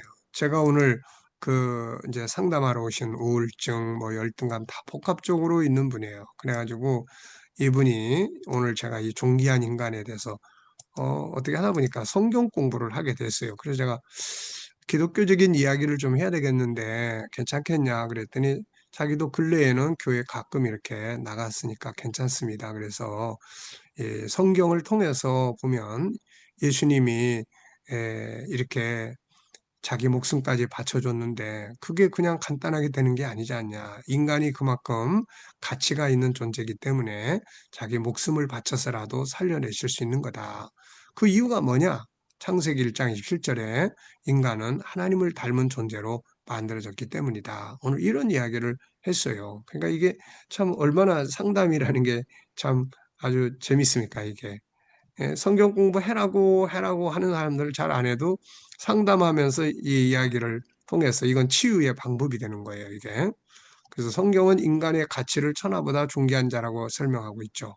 이걸 잘 알아야 됩니다. 심리 질병은 결국 자신의 존귀한 가치가 무너지는 데서 발생하는 거예요. 그러니까 우리가 상담할 때 가장 중요한 것이 이 존귀한 가치를 인정해 주는 거예요. 인정해 주는 거. 예를 들면은 존귀한 가치를 인정해 준다. 이게 뭐냐면은 오늘 그분이 이제 보통 상담자들이 이제 내담자들이 고민하는 것 중에 하나가 나만 이런 생각 가지고 사는지 모르겠어요. 나만 이렇게 다른 사람들에게 뭐라 그러면은 상처받고 막 이런지 모르겠어요. 그래서 아이고 그건 정상이에요. 그건 사람은 누구나 다 똑같습니다. 단지 어느 쪽에 나무를 좀 키워갈 수 있는지. 그러니까 똑같다고 하는 공감대를 형성시켜주면 이분이 마음이 안정감을 가져요.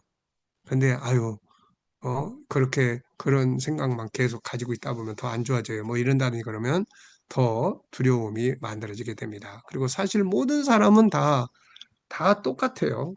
누구나 다 열등감이 있고, 누구나 다 열정이 있고, 다 그래요. 그러니까 존귀하다는 것은 상담자가 상대방을 존중한다고 하는 것은 그 사람의 상태를 그 사람의 책임으로 보지 않는다는 거예요. 그래서 그 사람이 가지고 있는 모든 것들이 다 누구나 다 가지고 있다고 하는 것. 다만 그런 아픔의 지수가 좀 높을 뿐이라는 것. 이런 정도로 인정을 해주면 상대방이 자기 존중함을 느끼게 됩니다. 자, 우리가 잘 아는 거죠. 존귀한 이유 세 가지. 존재하는 배경. 아무렇게나 존재하는 게 아니고 하나님의 특별한 선택 속에 인간은 존재하기 때문에. 그리고 우리가 하나님이 선택할 때 세 가지. 우리를 사랑하셨고, 우리를 기뻐하셨고, 우리를 원하셔서 필요해서 우리를 선택했다. 두 번째는 창조의 과정. 요게 이제 우리가 심리학이나 인간의 그런 어떤 과학이라든지 인간의 자기 개발이라든지 교육이라든지 이런 건 전부 여기에 근거해야 돼요. 여기에. 인간은 이렇게 만들어졌어요. 인간이 쇠붙이로 만들어졌다면은 인간이 문제가 생기면 쇠붙이를 가지고 치료를 해야 되는 거고. 그러니까 인간이 흙으로만 만들어져 있으면은 인간은 먹고 마시고 하는 것만 잘 챙겨주면 끝나는 거예요. 그리고 근데 인간은 하나님을 닮은 존재라는 거죠. 여기서 하나님의 특별한 창조의 과정을 통해 창조됐는데 먼저 인간은 흙으로 된 육체, 모든 만물은 다 흙에서 만들어진 거죠. 그래서 흙으로 돌아가는 겁니다. 다음에는 하나님의 형상의 사람의 본체인 영을 만드셨죠. 이게 다른 피조물과 다른 거예요. 인간의 가치는 여기에 있습니다. 인간은 아무렇게나 만들어진 게 아니고 단순한 흙으로만 만들어진 동물이 아니라 하나님의 형상인 영이 있는 거죠. 이것이 세상 모든 피조물과는 다른 점입니다. 인간이 하나님으로부터 받은 최고의 선물은 바로 하나님 형상을 가지고 있다는 거죠. 자, 하나님과 같은 영적 존재라는 점이에요. 그리고 다른 하나는 영혼 속에 하나님 닮은 속성이 있어요. 그래서 하나는 하나님과의 관계 형성, 이게 신앙이에요. 그 다음에 또 하나는 하나님을 닮은 속성의 개발입니다. 이걸 개발을 해야 세상을 다스릴 수 있는 거예요. 자, 그래서 하나님의 속성을 우리가 다섯 가지로 정리를 합니다. 유일성, 인격성, 거룩성, 사랑성, 영원성. 그러니까 하나는 이 영혼 전체가 하나님과의 관계 형성을 바르게 갖는 거고요. 이게 신앙생활이에요. 또 하나는 이 속에 들어있는 본능들, 이 속에 들어있는 것들을 개발을 해야 돼요. 그게 교육이고 그 훈련을 해야 합니다. 이 다섯 가지 속성을 성품이라고 말하죠. 하나님의 형상인 영혼 속에 있는 하나님을 닮은 하나님의 속성 다섯 가지. 이게 세상을 다스리는 능력이에요. 그리고 내 자신의 재능입니다. 이 다섯 가지 속성에 여러 가지 많은 실행 성품들이 있어요. 이것을 우리는 본능이라고 말합니다. 그래서 유일성 안에 세 가지, 존귀함의 본능, 다양성의 본능, 재능의 기능, SQ, EQ, IQ. 그러면 이제 우리가 재능 개발을 한다 그러면은 이런 걸 개발하는 거예요. 나를 존중할 줄 아는 능력 키우는 거, 또 다른 사람 존중할 줄 아는 능력 키우는 거, 내게 주어지는 환경을 존중히 여기는 능력 키우는 거, 아무리 안 좋은 환경도 그 안 좋은 환경을 존중할 줄 아는 능력 키우는 거, 이런 거 키우는 거예요. 다양성, 서로 다르기 때문에 비교하지 않는 능력 키우는 거, 열등감이니 뭐니 다 여기서 나오는 거예요. 그러니까 그런 기능을 키우는 겁니다. 그게 재능 개발이에요. 또 장점을 찾아서 그 장점을 개발해 가는 거예요. 우리는 평생 내가 개발한 것을 사용하고 내가 개발한 것을 활용하고 다 하는 거예요. 제가 은퇴 후에 이렇게 가정 클리닉이라는 것을 할 수 있는 것도 이 개발한 덕분이죠. G7을 개발하고 또 이 속에서 그냥 G7으로 끝나지 않고 계속 공부하고 연구하고 인간의 본질을 찾고 하다 보니까는 이게 또 이제 수임을 받게 됩니다. 뭐 지금 제가 뭐 이 나이에 수학을 정리하는 것도 마찬가지예요. 그래서 하여튼 수학을 이게 아주 참 초등학교 애들이 재미나게 부모가 지도할 수 있는 이런 교과서로 지금 만들기 위해서 계속 작업을 하고 있는 겁니다, 이거. 그러니까는 처음에 만들었는데 그게 좀 마음에 안 들어요. 그래서 지금 두 번째 책을 다시 지금 만들고 있어요. 그러니까 이런 것들이 다 재능 개발이에요. 앞으로 여러분들이 은퇴하시고 오늘 그 저녁 식사를 대접해준 그 양반이 이제 그 이야기를 하는 거예요. 저도 목사님처럼 되고 싶어요. 그래서 제 2기를 위해서 은퇴가 지금 앞으로 2년 남았는데 제 2기를 위해서 제가 요즘에 다시 공부하고 있는 게 있습니다. 그게 뭐냐면은 전기 기술자 자격증, 그다음에 소방 기술, 그래서 이런 것들을 제가 지금 이제 자격증 시험을 보기 위해서 준비하고 있습니다. 그러니까 목사님이 항상 자기 개발, 뭐 계속 공부하라는 말씀, 그러니까 자기 개발하는 거예요. 개발을 하면은 어느 땐가 다 사용이 돼요. 보통 이제 사람들이 자기 개발이 잘 안 되면은 이제 무시당하고 결국은 자기 열등감에 빠지고 자신감도 상실되고 이런 것들이 자기 학대로 이어지거나 남의 눈치 보는 삶으로 이어지거나 이제 이렇게 되는 거예요. 그래서 요 세 가지, 요 기능을 개발을 해야 됩니다, 이거. 만약에 아무리 안 좋은 환경도 그 환경을 존귀하게 여길 줄 아는 능력이 개발이 된 사람이라면 그 환경을 가지고 유익하게 활용을 합니다. 유익하게 활용을 해요. 네. 알고 보면은 세상에 문제가 있는 게 아니에요. 세상은 어차피 문제투성이에요. 그러면 이제 그 다음에는 그 세상 원망할 게 아니라 그런 세상을 이길 수 있도록 하나님이 내 안에 담아놓은 능력을 그거를 이제 개발해 가는 거죠, 이게. 네. 자, 존귀함의 이제 인격성 안에 또 이렇게 세 가지의 재능, 능력이 있어요. 생각할 줄 아는 기능. 이게요, 모든 것은 생각에 달려 있습니다. 생각에 달려 있어요. 창조도 생각하는 만큼 창조를 하게 돼 있고, 절망이냐 희망이냐도 생각의 방향을 어떤 쪽으로 갖고 있느냐에 달려 있고, 또 뭐 사람이 속이 좁으냐 넓으냐고 또 다 생각에 차이에 있고, 행복도 전부 생각에 차이에 있는 거예요, 이거. 내가 어떻게 생각하느냐에 따라서 인생이 막 다 바뀌는 거니까요. 그리고 이제 자유의 기능. 내가 억압받지 않고 억압을 당할 때 스스로 자유를 만들 줄 아는 능력, 그 다음에 다른 사람을 자유하게 해줄 수 있는 그런 능력, 이런 것들을 우리가 개발을 해야 되는 거예요. 소통의 능력. 이것도 이제 다른 사람하고 관계 형성. 대부분의 많은 문제는 소통의 부재에서 생기는 거예요, 이거.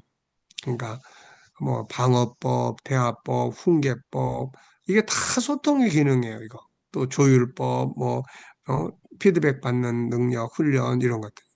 이런 게 잘 되면은 이제 가정도 관계가 좋아져서 행복해지게 되고 부모 자식 간에도 관계가 좋아져 가지고 뭐 좋은 관계를 형성하게 되고 그렇게 되죠, 이게. 자, 그다음에 이제 거룩성이에요. 그래서 이 거룩성에는 자, 이렇게 세 가지 기능. 우리가 신앙도 여기에 의하면 체계 있게 교육을 할 수가 있어요. 우리가 신앙 교육 하잖아요. 제가 이 영성에서 책을 여러 권 써놨는데, 첫 번째는 인간의 왜 신을 섬겨야 되는가에 대한 필요성. 그 다음에 하나님을 섬기는 방법이 뭔가. 그게 계명 지키는 거예요. 그래서 104가지의 계명을 정리해 놓은 책. 그 다음에 계명을 지키고 살아가다 보니까 100%다 못 지켜요. 그래서 자기 학대를 하고 자기 정죄를 하는데, 그래서 필요한 게 그 다음 책이 바로 십자가의 능력이에요. 그 다음 책은 이제 살아있는 신앙생활을 하려면 어떻게 해야 되느냐? 하나님과 소통의 신앙을 가져야 된다. 그래서 그 다음 책은 소통의 신앙에 대한, 소통하는 방법에 대한 책을 써놓은 거예요. 그리고 이제 그 다음에 크리스찬의 우리 예수 믿는 사람들의 사명. 하나는 세상에 나가서 소금과 빛이 되는데, 소금은 업무적 능력을 개발하는 거예요. 업무적 능력. 그 다음에 빛은 신뢰를 받을 수 있는 능력, 신뢰성을 키우는 거죠. 그 다음에 이제 그 다음에는 이제 하나는 선교적 비전, 가장 위대한 비전. 이게 이제 거룩성에서 마지막 책이에요. 그래서 신앙의 체계 있게 훈련을 해 나가는 데는 이런 것들을 개발을 해야 됩니다. 작은 실천 성품들의 기능, 예수님의 성품 쉬운 두 개를 여기 정리를 해놨죠.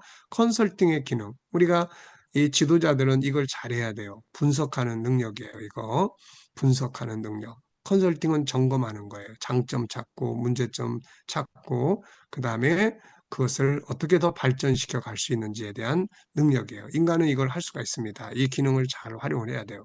그 다음에 사랑성은 채우는 사랑의 영역이 있고 나누는 사랑의 영역이 있어요. 채우는 사랑이 없으면은 이게 번아웃이 오고, 나누는 게 없으면은 이게 이제 나중에 재미가 없어요. 무기력해지는 거예요, 이게.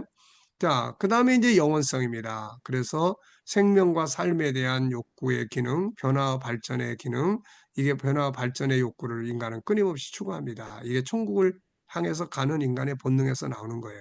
행복 추구의 기능, 이 모든 것은 천국에서 완성됨, 결국 천국과 영생에 대한 본능이 이렇게 나타나는 거예요. 그러면은 이걸 야단칠 게 아니에요. 엄마들이 애들이 뭐 이거 손댔다 저거 손댔다, 이거는 잘못된 게 아닙니다. 이거 변화 발전의 욕구가 계속 분출하는 거예요. 조금씩 커가면서 그걸 자제하는 거예요. 나중에는 아예 그냥 그런 생각 없이 살아버려요. 그래 변화 발전이 없는 거예요, 이거. 그러면 그런 걸 이해를 하고 그런 것들이 잘 발전할 수 있도록 도와줘야 되는데, 못하게 하고 야단치고 막 이 문제가 되는 거예요. 행복할 줄 아는 능력을 스스로 키워야 됩니다. 행복이라는 건 자기가 정하는 거예요, 이거. 하나님은 이미 우리에게 행복할 요소를 다 담아주셨어요. 근데 자기가 스스로를 항상 불행의 늪에다가 항상 끌고 가요. 그리고 모든 걸 항상 불행하게 해석을 합니다. 어? 저 사람이 나를 쳐다보는 것도 항상 이걸 긍정적으로 해석을 해야 되는데 부정적으로, 불행적으로 자꾸 해석을 하는 거예요, 이거. 뭐야, 내가 무식하다고 지금 저 사람 날 무시하는 거야. 항상 이렇게. 예, 그러니까 결국 행복을 자기가 만드는 거예요, 이거. 자, 인간의 실체는 육체 안에 있는 영혼이다. 그리고 영혼 속에는 하나님을 닮은 속성 5가지 있고 그 안에 실행 프로그램이 14개가 있는 거예요. 물론 제한할 수는 없다고 그랬죠. 그러나 가장 핵심적인 거 14가지, 이게 세상을 다스리는 능력의 기능들이에요. 5가지 속성과 14가지 기능에 대해서는 응용편 고급반을 참고하기 바람. 그래서 1-4 고급반에서 일단은 5-14를 간략간략하게 다 정리를 해놨어요. 그러니까 요게 이제 우리 심화 과정에서는 44권 이상으로 정리가 된 책이에요. 요거를 응용편 1-4에서 5-14를 간편하게 정리를 일단 해놨습니다. 자, 그 다음에 인간 존재의 궁극적인 목적은 뭐냐? 죽어서 없어지는 게 아니에요. 바로 천국으로 들어가서 영생의 삶을 사는 거죠. 자, 하나님의 형상대로 창조된 인간이 바로 참 나의 정체성이다. 리더자들은 하나님의 형상과 이걸 철저하게 알아야 됩니다, 이거. 사람 키우는 사람들은요, 이걸 알아야 돼요. 이걸 키우는 거기 때문에. 자녀를 키우는 부모가 이걸 알아야 돼요. 그래야 내 자식을 충분히 이해할 수 있고, 그리고 그 자녀를 올바르게 상대할 수가 있습니다. 이걸 모르니까 그냥, 어, 이 인간의 이 자유의 특징을 가진 인간을 억압해서 강제로 키우게 되고 막 이런 것들 때문에 마음의 병이 들게 되고 다 그러는 거거든요. 자, 그리고 이것에 익숙해지면 상담이든 재능 개발이든 뭐든지 다 할 수 있어요. 이것만 전자 풍성하게 알고 있으면은 뭐 재능 개발, 아이들, 어른들 뭐 다 할 것 없이 다 사람의 심리를 이해할 수 있기 때문에 뭐든지 다 할 수가 있다는 거예요. 심리질병 발생의 원인입니다. 이게 심리, 마음의 병이 왜 생기는가? 우선 근본적 원인이에요. 창세기 3장입니다. 창세기 1장은 하나님이 창조하신 본래의 모습이 유지되고 있었으므로 마음의 병이 일어날 필요가 없었죠. 이때는 인간은 하나님 창조하신 원리대로 그 영은 하나님과 하나 되어 살았고, 이게 신앙편이에요. 그 안에 있는 5가지 성품은 그대로 실행이 됩니다. 이게 안 망가졌으니까요. 이런 삶의 결과는 기쁨, 즐거움, 행복이었어요. 이것을 보여준 것이 에덴 동산이었죠. 그러다 창세기 3장에 마귀로 인해 죄가 세상에 들어오고, 죄는 인간의 모든 걸 파괴시켰죠. 하나님과의 관계가 깨졌고, 인간의 영혼은 죄로 인해 죽게 되었고, 인간 속에 있던 하나님의 속성들은 다 망가졌습니다. 결국 이 결과로 인해 창세기 3장에서 이미 오늘의 심리 질병의 싹이 심어진 거예요. 두려움. 누군가가 나를 해칠 것 같은 그런 두려움. 그 다음에 부끄러움. 죄에 대한 부끄러움. 숨었잖아요. 부끄러움. 그 다음에 분노예요. 분노. 결국 우리의 분노의 대상은 마귀입니다. 알고 보면 마귀예요. 우리가 분노하는 대상은 원래 마귀가 돼야 돼요. 근데 마귀가 아니라 자기에 대해서 분노하고 다른 사람에 대해서 분노하고, 사실 분노에 대한 건 죄에 대해서 분노를 해야 되거든요. 이게 염려와 걱정, 어떻게 살아야 되나. 에덴에 쫓겨나기 전에는 하나님이 에덴 동산에서 다 풍성하게 살게 했는데 쫓겨나니까 이제 어떻게 살아야 되지? 그리고 뭐 잃어버린 게 한두 가지가 아니잖아요. 나는 누구야? 도대체 나는 어디서 온 거야? 뭐 그러다 보니까 방황, 두려움, 뭐 경계심 뭐 이런 게 다, 이게 심리 질병의 출발점이에요. 현실적 원인은, 인간은 에덴 동산 추방되어 고통의 현장에 살기 시작합니다. 이게 창세기 4장부터의 역사예요. 이 고통의 현장에 살기는 인간들은 이제 수많은 질병 속에 살기 시작하죠. 육체의 질병, 마음의 질병, 특히 삶 현장에서 다가오는 수많은 억압들은 자유하게 살도록 창조된 인간들의 내면을 억압했고, 이로 인하여 사람들은 마음의 병을 앓기 시작합니다. 때로는 육체의 질병이 마음의 병을 만들고, 때로는 마음의 병이 육체의 병을 만들게 하는 거죠. 이게 심리질병의 역사예요. 사람을 억압하는 요소들은 크게는 영적인 것도 있지만 대부분이 현실적 억압이죠. 자, 여기서부터 보면은 죄, 염려, 경제, 습관, 중독, 생각, 과거의 상처, 관계, 비교, 언어, 목표, 열정. 어떤 사람은요, 열정이 없어서 문제고, 어떤 사람은 열정이 너무 심해가지고 이게 열등감이나 이런 거에 시달려요. 환경, 5가지 성품, 정보, 기타. 그래서 이런 것들이 대체적으로 우리를 억압하는 요소들이에요. 이런 요소들은 사람의 마음을 억압하여 두려움, 걱정, 염려들을 만들게 되고, 이것이 성장하면 마음의 병이 됩니다. 결론적으로 정리를 해보겠습니다. 태어날 때부터 가지고 온 심리 질병의 씨앗들. 모든 사람은 다 기본적으로 심리 질병의 씨앗들을 다 같이 가지고 있어요. 사람은 태어날 때부터 심리질병 씨앗을 가지고 태어난다. 사람의 내면에는 창세기 1장 1절의 본성과 3장의 죄성이 함께 움직이고 있다. 태어나 살아가는 동안 치유의 기능이 있는 환경에서 살아가는 사람은 창세기 1장 20절이 성장해 가면서 건강한 심리를 형성하게 되지만, 가정이나 주변 환경이 치유의 기능보다 아프게 하는 기능이 강화되고 있는 곳이라면 창세기 3장의 죄성의 기능을 강화시키게 되고, 이로 인해 마음의 병이 점점 성장하게 된다. 어린이들이 성장해 가면서 상처를 받았을 때 바로바로 치료의 기능이 작동하면 후유증이 작지만, 제때 치유가 되지 않은 상태로 성장하게 되면 후유증이 청장년기에 나타나는 경우도 많아요. 그래서 어린이 청소년 사역자들이 아이들을 양육할 때 수시로 심리 점검을 해주고, 가정이나 학교에서 받는 상처들을 치유할 수 있도록 해야 합니다. 가정에서도 치유의 기능을 가질 수 있도록 부모 교실 등을 통해 교육되어져야 하죠. 날 때부터 가지고 온 심리 질병의 씨앗, 창세기 3장의 죄성, 플러스 현실의 다양한 환경과 억압의 요소들, 이것이 현재의 성장된 심리 질병의 내용들이에요. 자, 중요한 것은 심리 질병의 씨를 가지고 온다 해도 치유의 기능 있는 가정이나 환경에서 성장하며 살아갈 때 건강한 삶을 만들어갈 수가 있죠.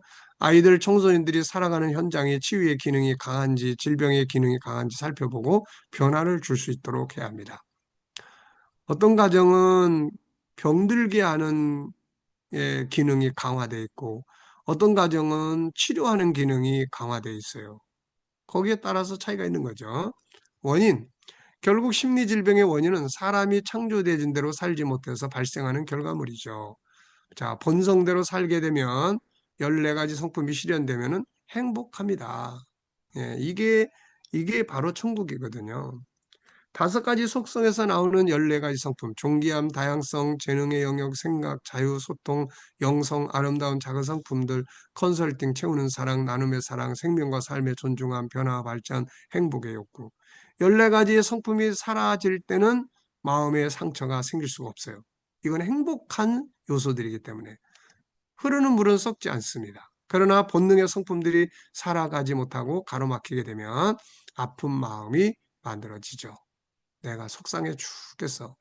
속이 상하는 거예요. 고인물이 썩어지기 시작합니다. 그래서 창조된 본성대로 살지 못할 때 다양한 장애 요인으로 인해 창조된 본성대로 살지 못하면은 마음의 병, 불행한 삶, 창세기 4장에 형이 동생 죽이고 막 이런 상황이 벌어지는 거예요. 물이 흐르다가 고이면 썩게 되죠. 심리질병에도 동일합니다. 14가지 성품을 살려고 하다가 여러 가지 장애 요인들을 만나게 되면 흘러가지 못하고 멈추게 돼요. 이때 사람들은 속상해 못 살겠어라고 말하죠. 바로 이 속이 상하는 상태가 마음의 병입니다. 결국 치유는 막혀있는 장애 요인을 제거함으로써 본능의 성품들이 실행될 수 있도록 도와주는 거죠. 사람의 구조 이렇게 돼 있죠. 맨 밑에는 본능입니다. 5-14의 본능.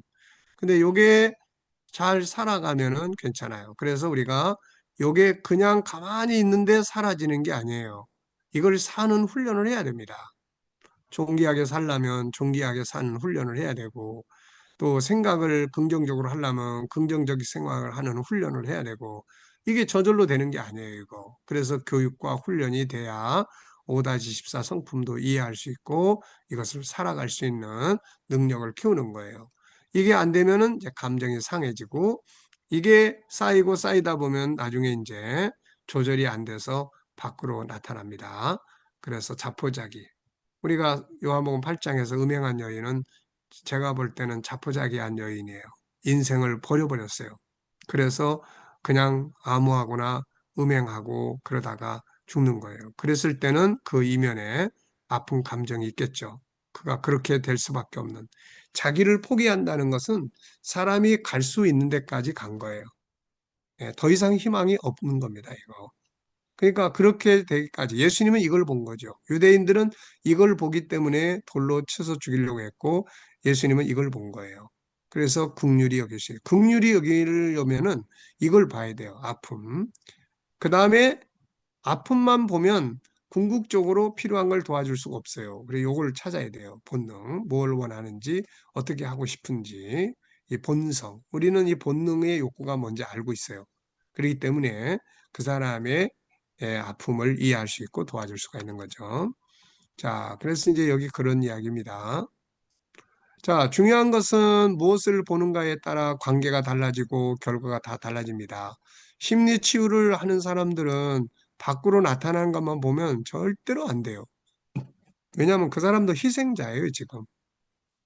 아픔의 희생자, 고통의 희생자입니다.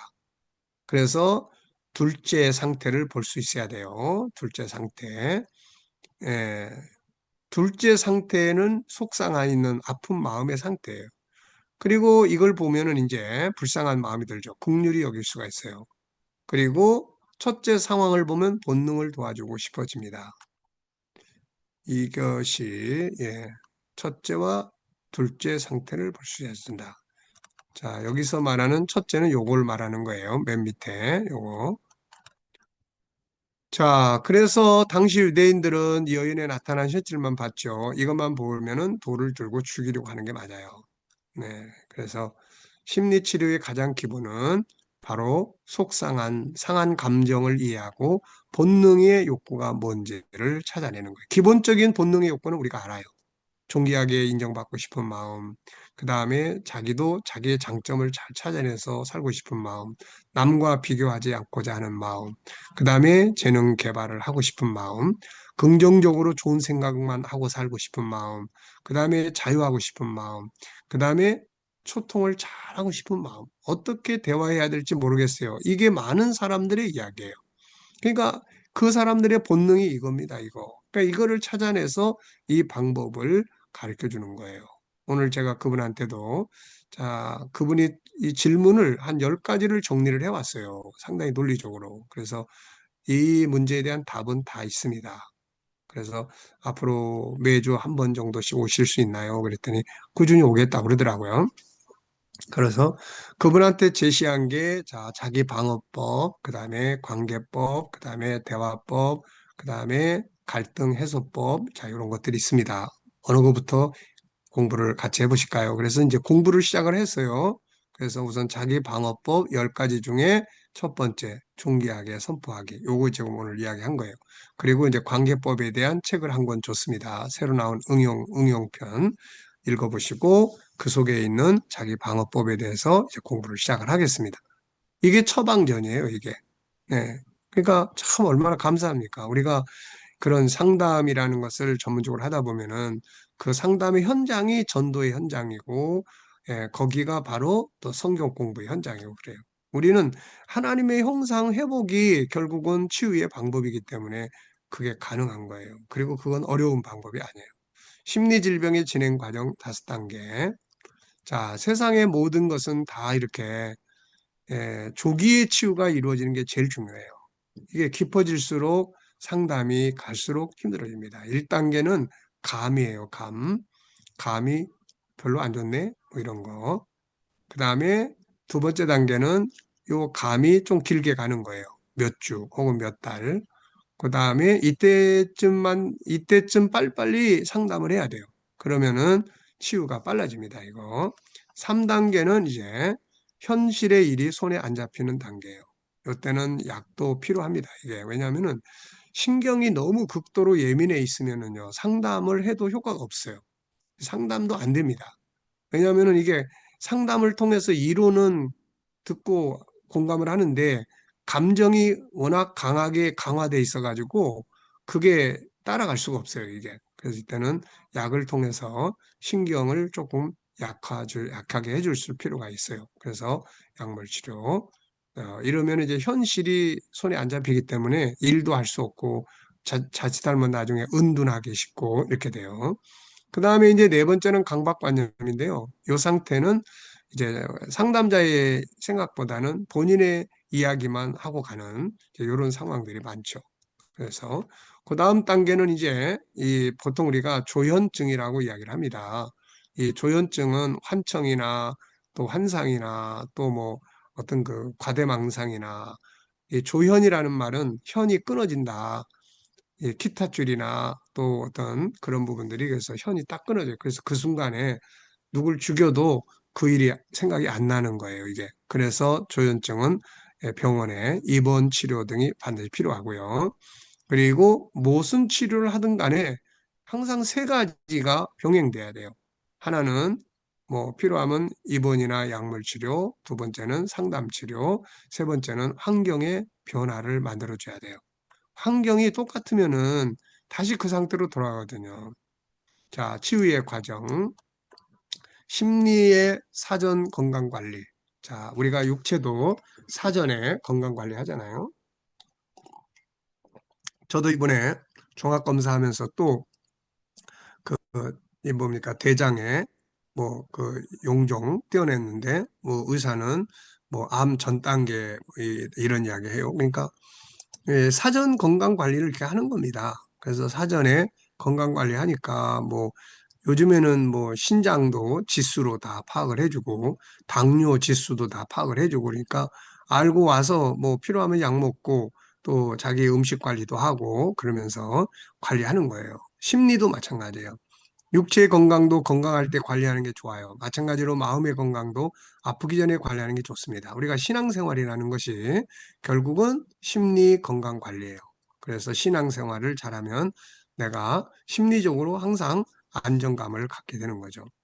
자, 그래서 이 사전 건강 관리를 잘하려면 뭐가 필요합니까? 5-14 사는 훈련을 열심히 해야 돼요, 이거. 5-14 존귀하게 사는 훈련, 또 뭐 자기 재능 개발하는 훈련, 뭐 이런 것들을 사는 겁니다. 이걸 키워서 살아야 돼요. 이거 꼭 아픈 다음에 뭐 이거 하는 게 아니라 이게 이렇게 살라고 만들어졌으니까 이렇게 사는 훈련. 그래서 교회 안에서도 이런 운동을 해야 돼요. 존중히 여기는 훈련, 사람을 존귀하게 인정해주는 훈련, 서로 비교하지 않는 훈련, 또 자기 장점 찾아서 전문가로 발전하는 훈련, 자기 개발하는 이런 것들을 적극적으로 권장을 해야 합니다. 교육을 통해서. 왜냐하면 이게 심리 질병을 예방하는 중요한 방법이에요. 두 번째는 이제 장애 요인을 제거하는 겁니다. 5-14를 키우고자 살아가고자 할 때 회방하는 장애 요인들이 많아요. 그래서 이것들 때문에 아픈 마음이 만들어지기 전에 장애 요인들을 제거하는 훈련이 중요합니다. 그래서 이 회방의 요소가 이렇게 네 가지가 있어요. 첫째, 내면의 죄성입니다. 온유하게 살아야 되는데 분노라는 죄가 먼저 앞서 가버려요. 그럼 어떻게 해야 됩니까? 이걸 이기기 위해서는 5-14의 5-14의 선한 성품들을 훈련해야 돼요. 내가 분노를 잘한다. 그러면 온유함의 훈련을 해야 합니다. 감정 컨트롤을 훈련하고 분노를 어떻게 해체시키는지 훈련하고 그다음에 온유가 어떻게 하는 건지 연습하고 연습을 해야 돼요. 이런 걸 안 하고 기도만 한다고 그래서 분노 잘하는 사람이 온유해지고 그런 거 아닙니다. 그거는 교육을 통해서 나 자신이 그렇게 훈련되어져야만 가능한 이야기예요, 이거. 그래서 선으로 악을 이기는 방법을 선을 계속 키우는 겁니다, 이거. 우리 속에는 죄의 요소도 있고 선한 요소도 다 있어요. 온유할 수도 있고 분노 잘할 수도 있고 어느 쪽을 키우느냐에 달려 있는 것뿐이에요. 이거 그러니까 이 훈련을 해야 됩니다. 잘못된 습관, 항상 부정적으로 보는 습관, 나태하고 게으른 습관, 쉽게 절망하고 좌절하고 포기하는 습관, 이런 잘못된 습관은 마치 뭐 같으냐면은 버섯, 균이 성장하는 그런 음지와 같아요. 이거. 그래서 이런 잘못된 습관들을 계속 방치해 두면은 아무리 상담을 통해서 치유를 해도 그런 음지로 다시 들어가면 다시 심리질병이라는 그런 균이 다시 성장을 합니다, 이게. 왜냐하면 토대가 그런 것이 때문에 그러는 거예요. 그러니까 습관을 바꿔줘야 돼요. 주변 사람들이 또 상처를 만들죠. 그래서 이거를 상처받지 않으려면 자기 방어법을 훈련해야 되고 관계법 훈련해야 되고 대화법 훈련을 해야 됩니다. 이런 것들을 통해서 사람과의 관계를 이제 바꿔나가는 거죠. 저 사람들 나쁘다, 나쁘다, 나쁘다. 이것만 계속 하고 있으면 안 돼요. 그래? 그러면 저런 사람들을 내가 어떻게 대응해서 저 사람 때문에 내가 상처를 받지 않을 수 있을까? 이거를 이제 해야 되거든요, 이거를. 주변의 환경들입니다. 대부분의 많은 심리 질병들은 주변 환경에서 시작이 돼요. 그래서 계속해서 뭐 쓰레기만 널려 있는 장소를 계속 살면서 왜 이렇게 여긴 쓰레기만 하고 맨날 짜증만 내면 뭐합니까 이거. 그래서 주변이 공원처럼 깨끗하게 단장된 곳으로 환경을 바꿔놓으면은 자연스럽게 심리 질병에서 멀어지는 거예요. 그래서 좋은 환경으로 이런 것들이 기본적인 거예요. 치유하기, 치유의 도구는 다양하고 많습니다. 여기서는 G7에서 정리하고 활용하는 방법들을 소개하고자 합니다. 자, 저의 상담 치유는 이 도구들을 사용하고 있는 거예요. 자, 크게 보면은 세 가지예요. 크게 보면 세 가지인데 여기서 다섯 가지로 이야기를 해놨어요. 첫째는 영적 치료입니다. 영적 치료. 영적 치료라고 해가지고 무조건 기도만 해주는 게 아니에요. 본인이 할 수 있는 영적 프로그램들을 짜줘야 돼요. 뭐 1분 기도 프로그램, 뭐 3분 기도 프로그램 이런 거, 또 말씀 묵상 하고 함께 나누는 훈련, 그다음에 이제 교회가 하는 어떤 봉사일에 참여하는 것, 이런 것들이 다 영성 치료에 해당이 되는 거예요, 이게. 자, 그다음에는 이제 두 번째가 이제 상담 치료예요. 그래서 5-14를 가지고 사람을 다시 회복시켜주는 그런 치료 방법이에요. 그리고 나서 세 번째가 이제 요 세 가지입니다. 여기서 세 가지로 분류를 해놨는데요. 약물 치료, 환경의 변화, 그리고 가족 상담. 이렇게 하면은 크게 세 덩어리. 영적, 상담, 그 다음에 요 세 가지 일반 이제 적인 방법들이에요. 자, 그래서 심리치유에서 가장 중요한 건 본인의 의지, 상담자의 전문성. 우리가 전문성이라고 말할 때는 G7의 전문성을 말합니다.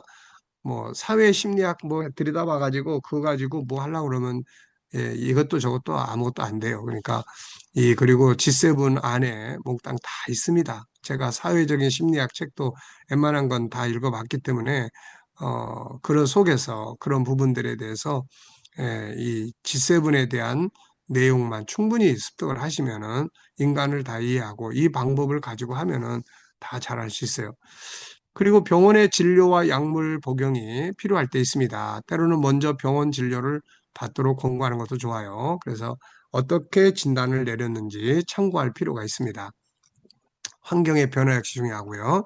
G7 상담 치유의 방향성, 앞서 살펴본 바와 같이 심리질병의 원인은 창세기 1장 27절이 망가진 데서 옵니다. 하나님과의 관계가 깨지고 내면의 본능들의 성품들을 살지 못하는 데 발생해요. 그러므로 심리 치유의 과정은 잃어버린 하나님과 관계 회복시켜주고 망가진 5가지 기능을 회복시켜주는 쪽으로 진행을 하죠.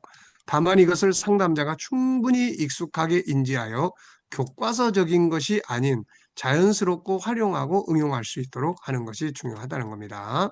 자, 여기 5-14.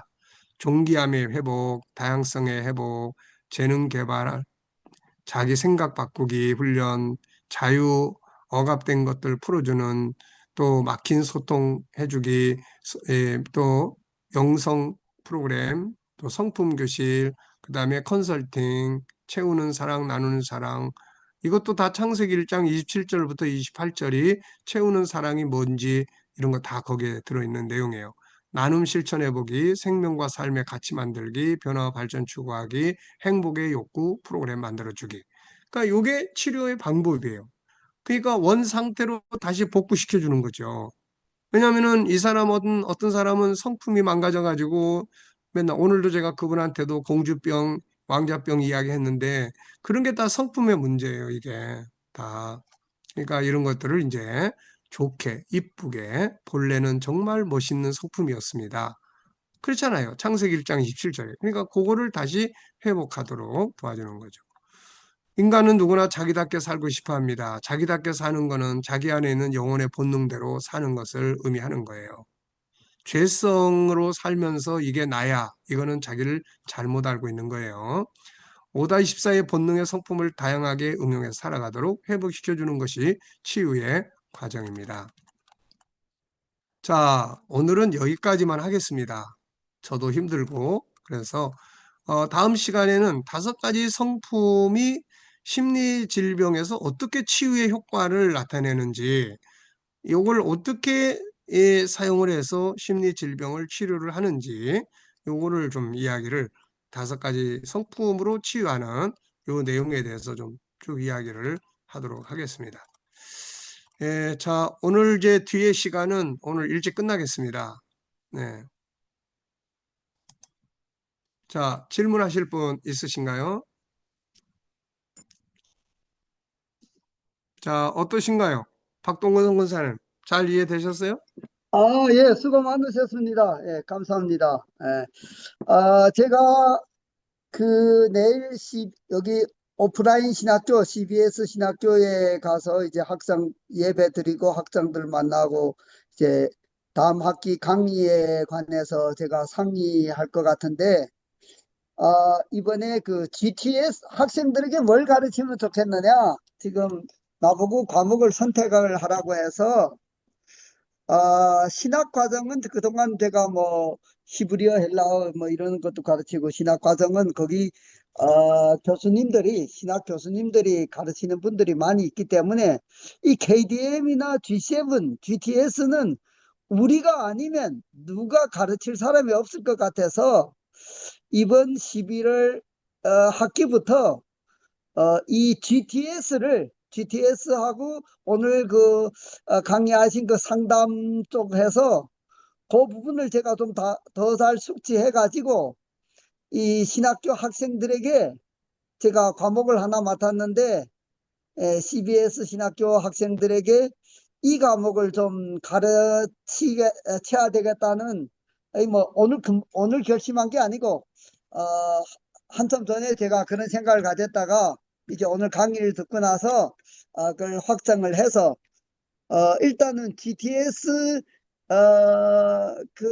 우리 큐티 GTS 매일 묵상 요걸 이제 스타트를 해서 시작하면서 거기에서 이제 플러스 알파 해서 이쪽에 이제 중요한 것 찾기라든지 상담이라든지 뭐 여러 가지 그 지금 강의하신 그런 내용들을 포함해서 상담화 포함해서 거기에 이제 KDM이나 G7을 가미를 해서 가르치면 좋겠다 하는 그런 생각을 하고 하면서 앞으로 이 인도 15억 인구에 특히 어린이들이 지금 인도에 많은데 여기가 아마 세계적으로 어, 저 평균 연령이 아주 적은 나라 중에 하나인데 이 GTS, G7 KDM을 인도에 정착하는데 일단은 제가 내일 그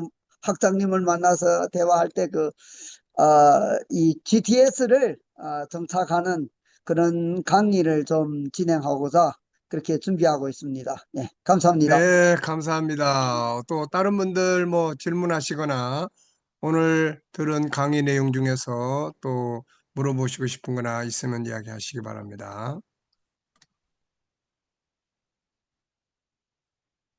없어요? 자, 그러면 이경진 목사님 기도하시고 오늘 토요일 강의를 마치도록 하겠습니다. 네.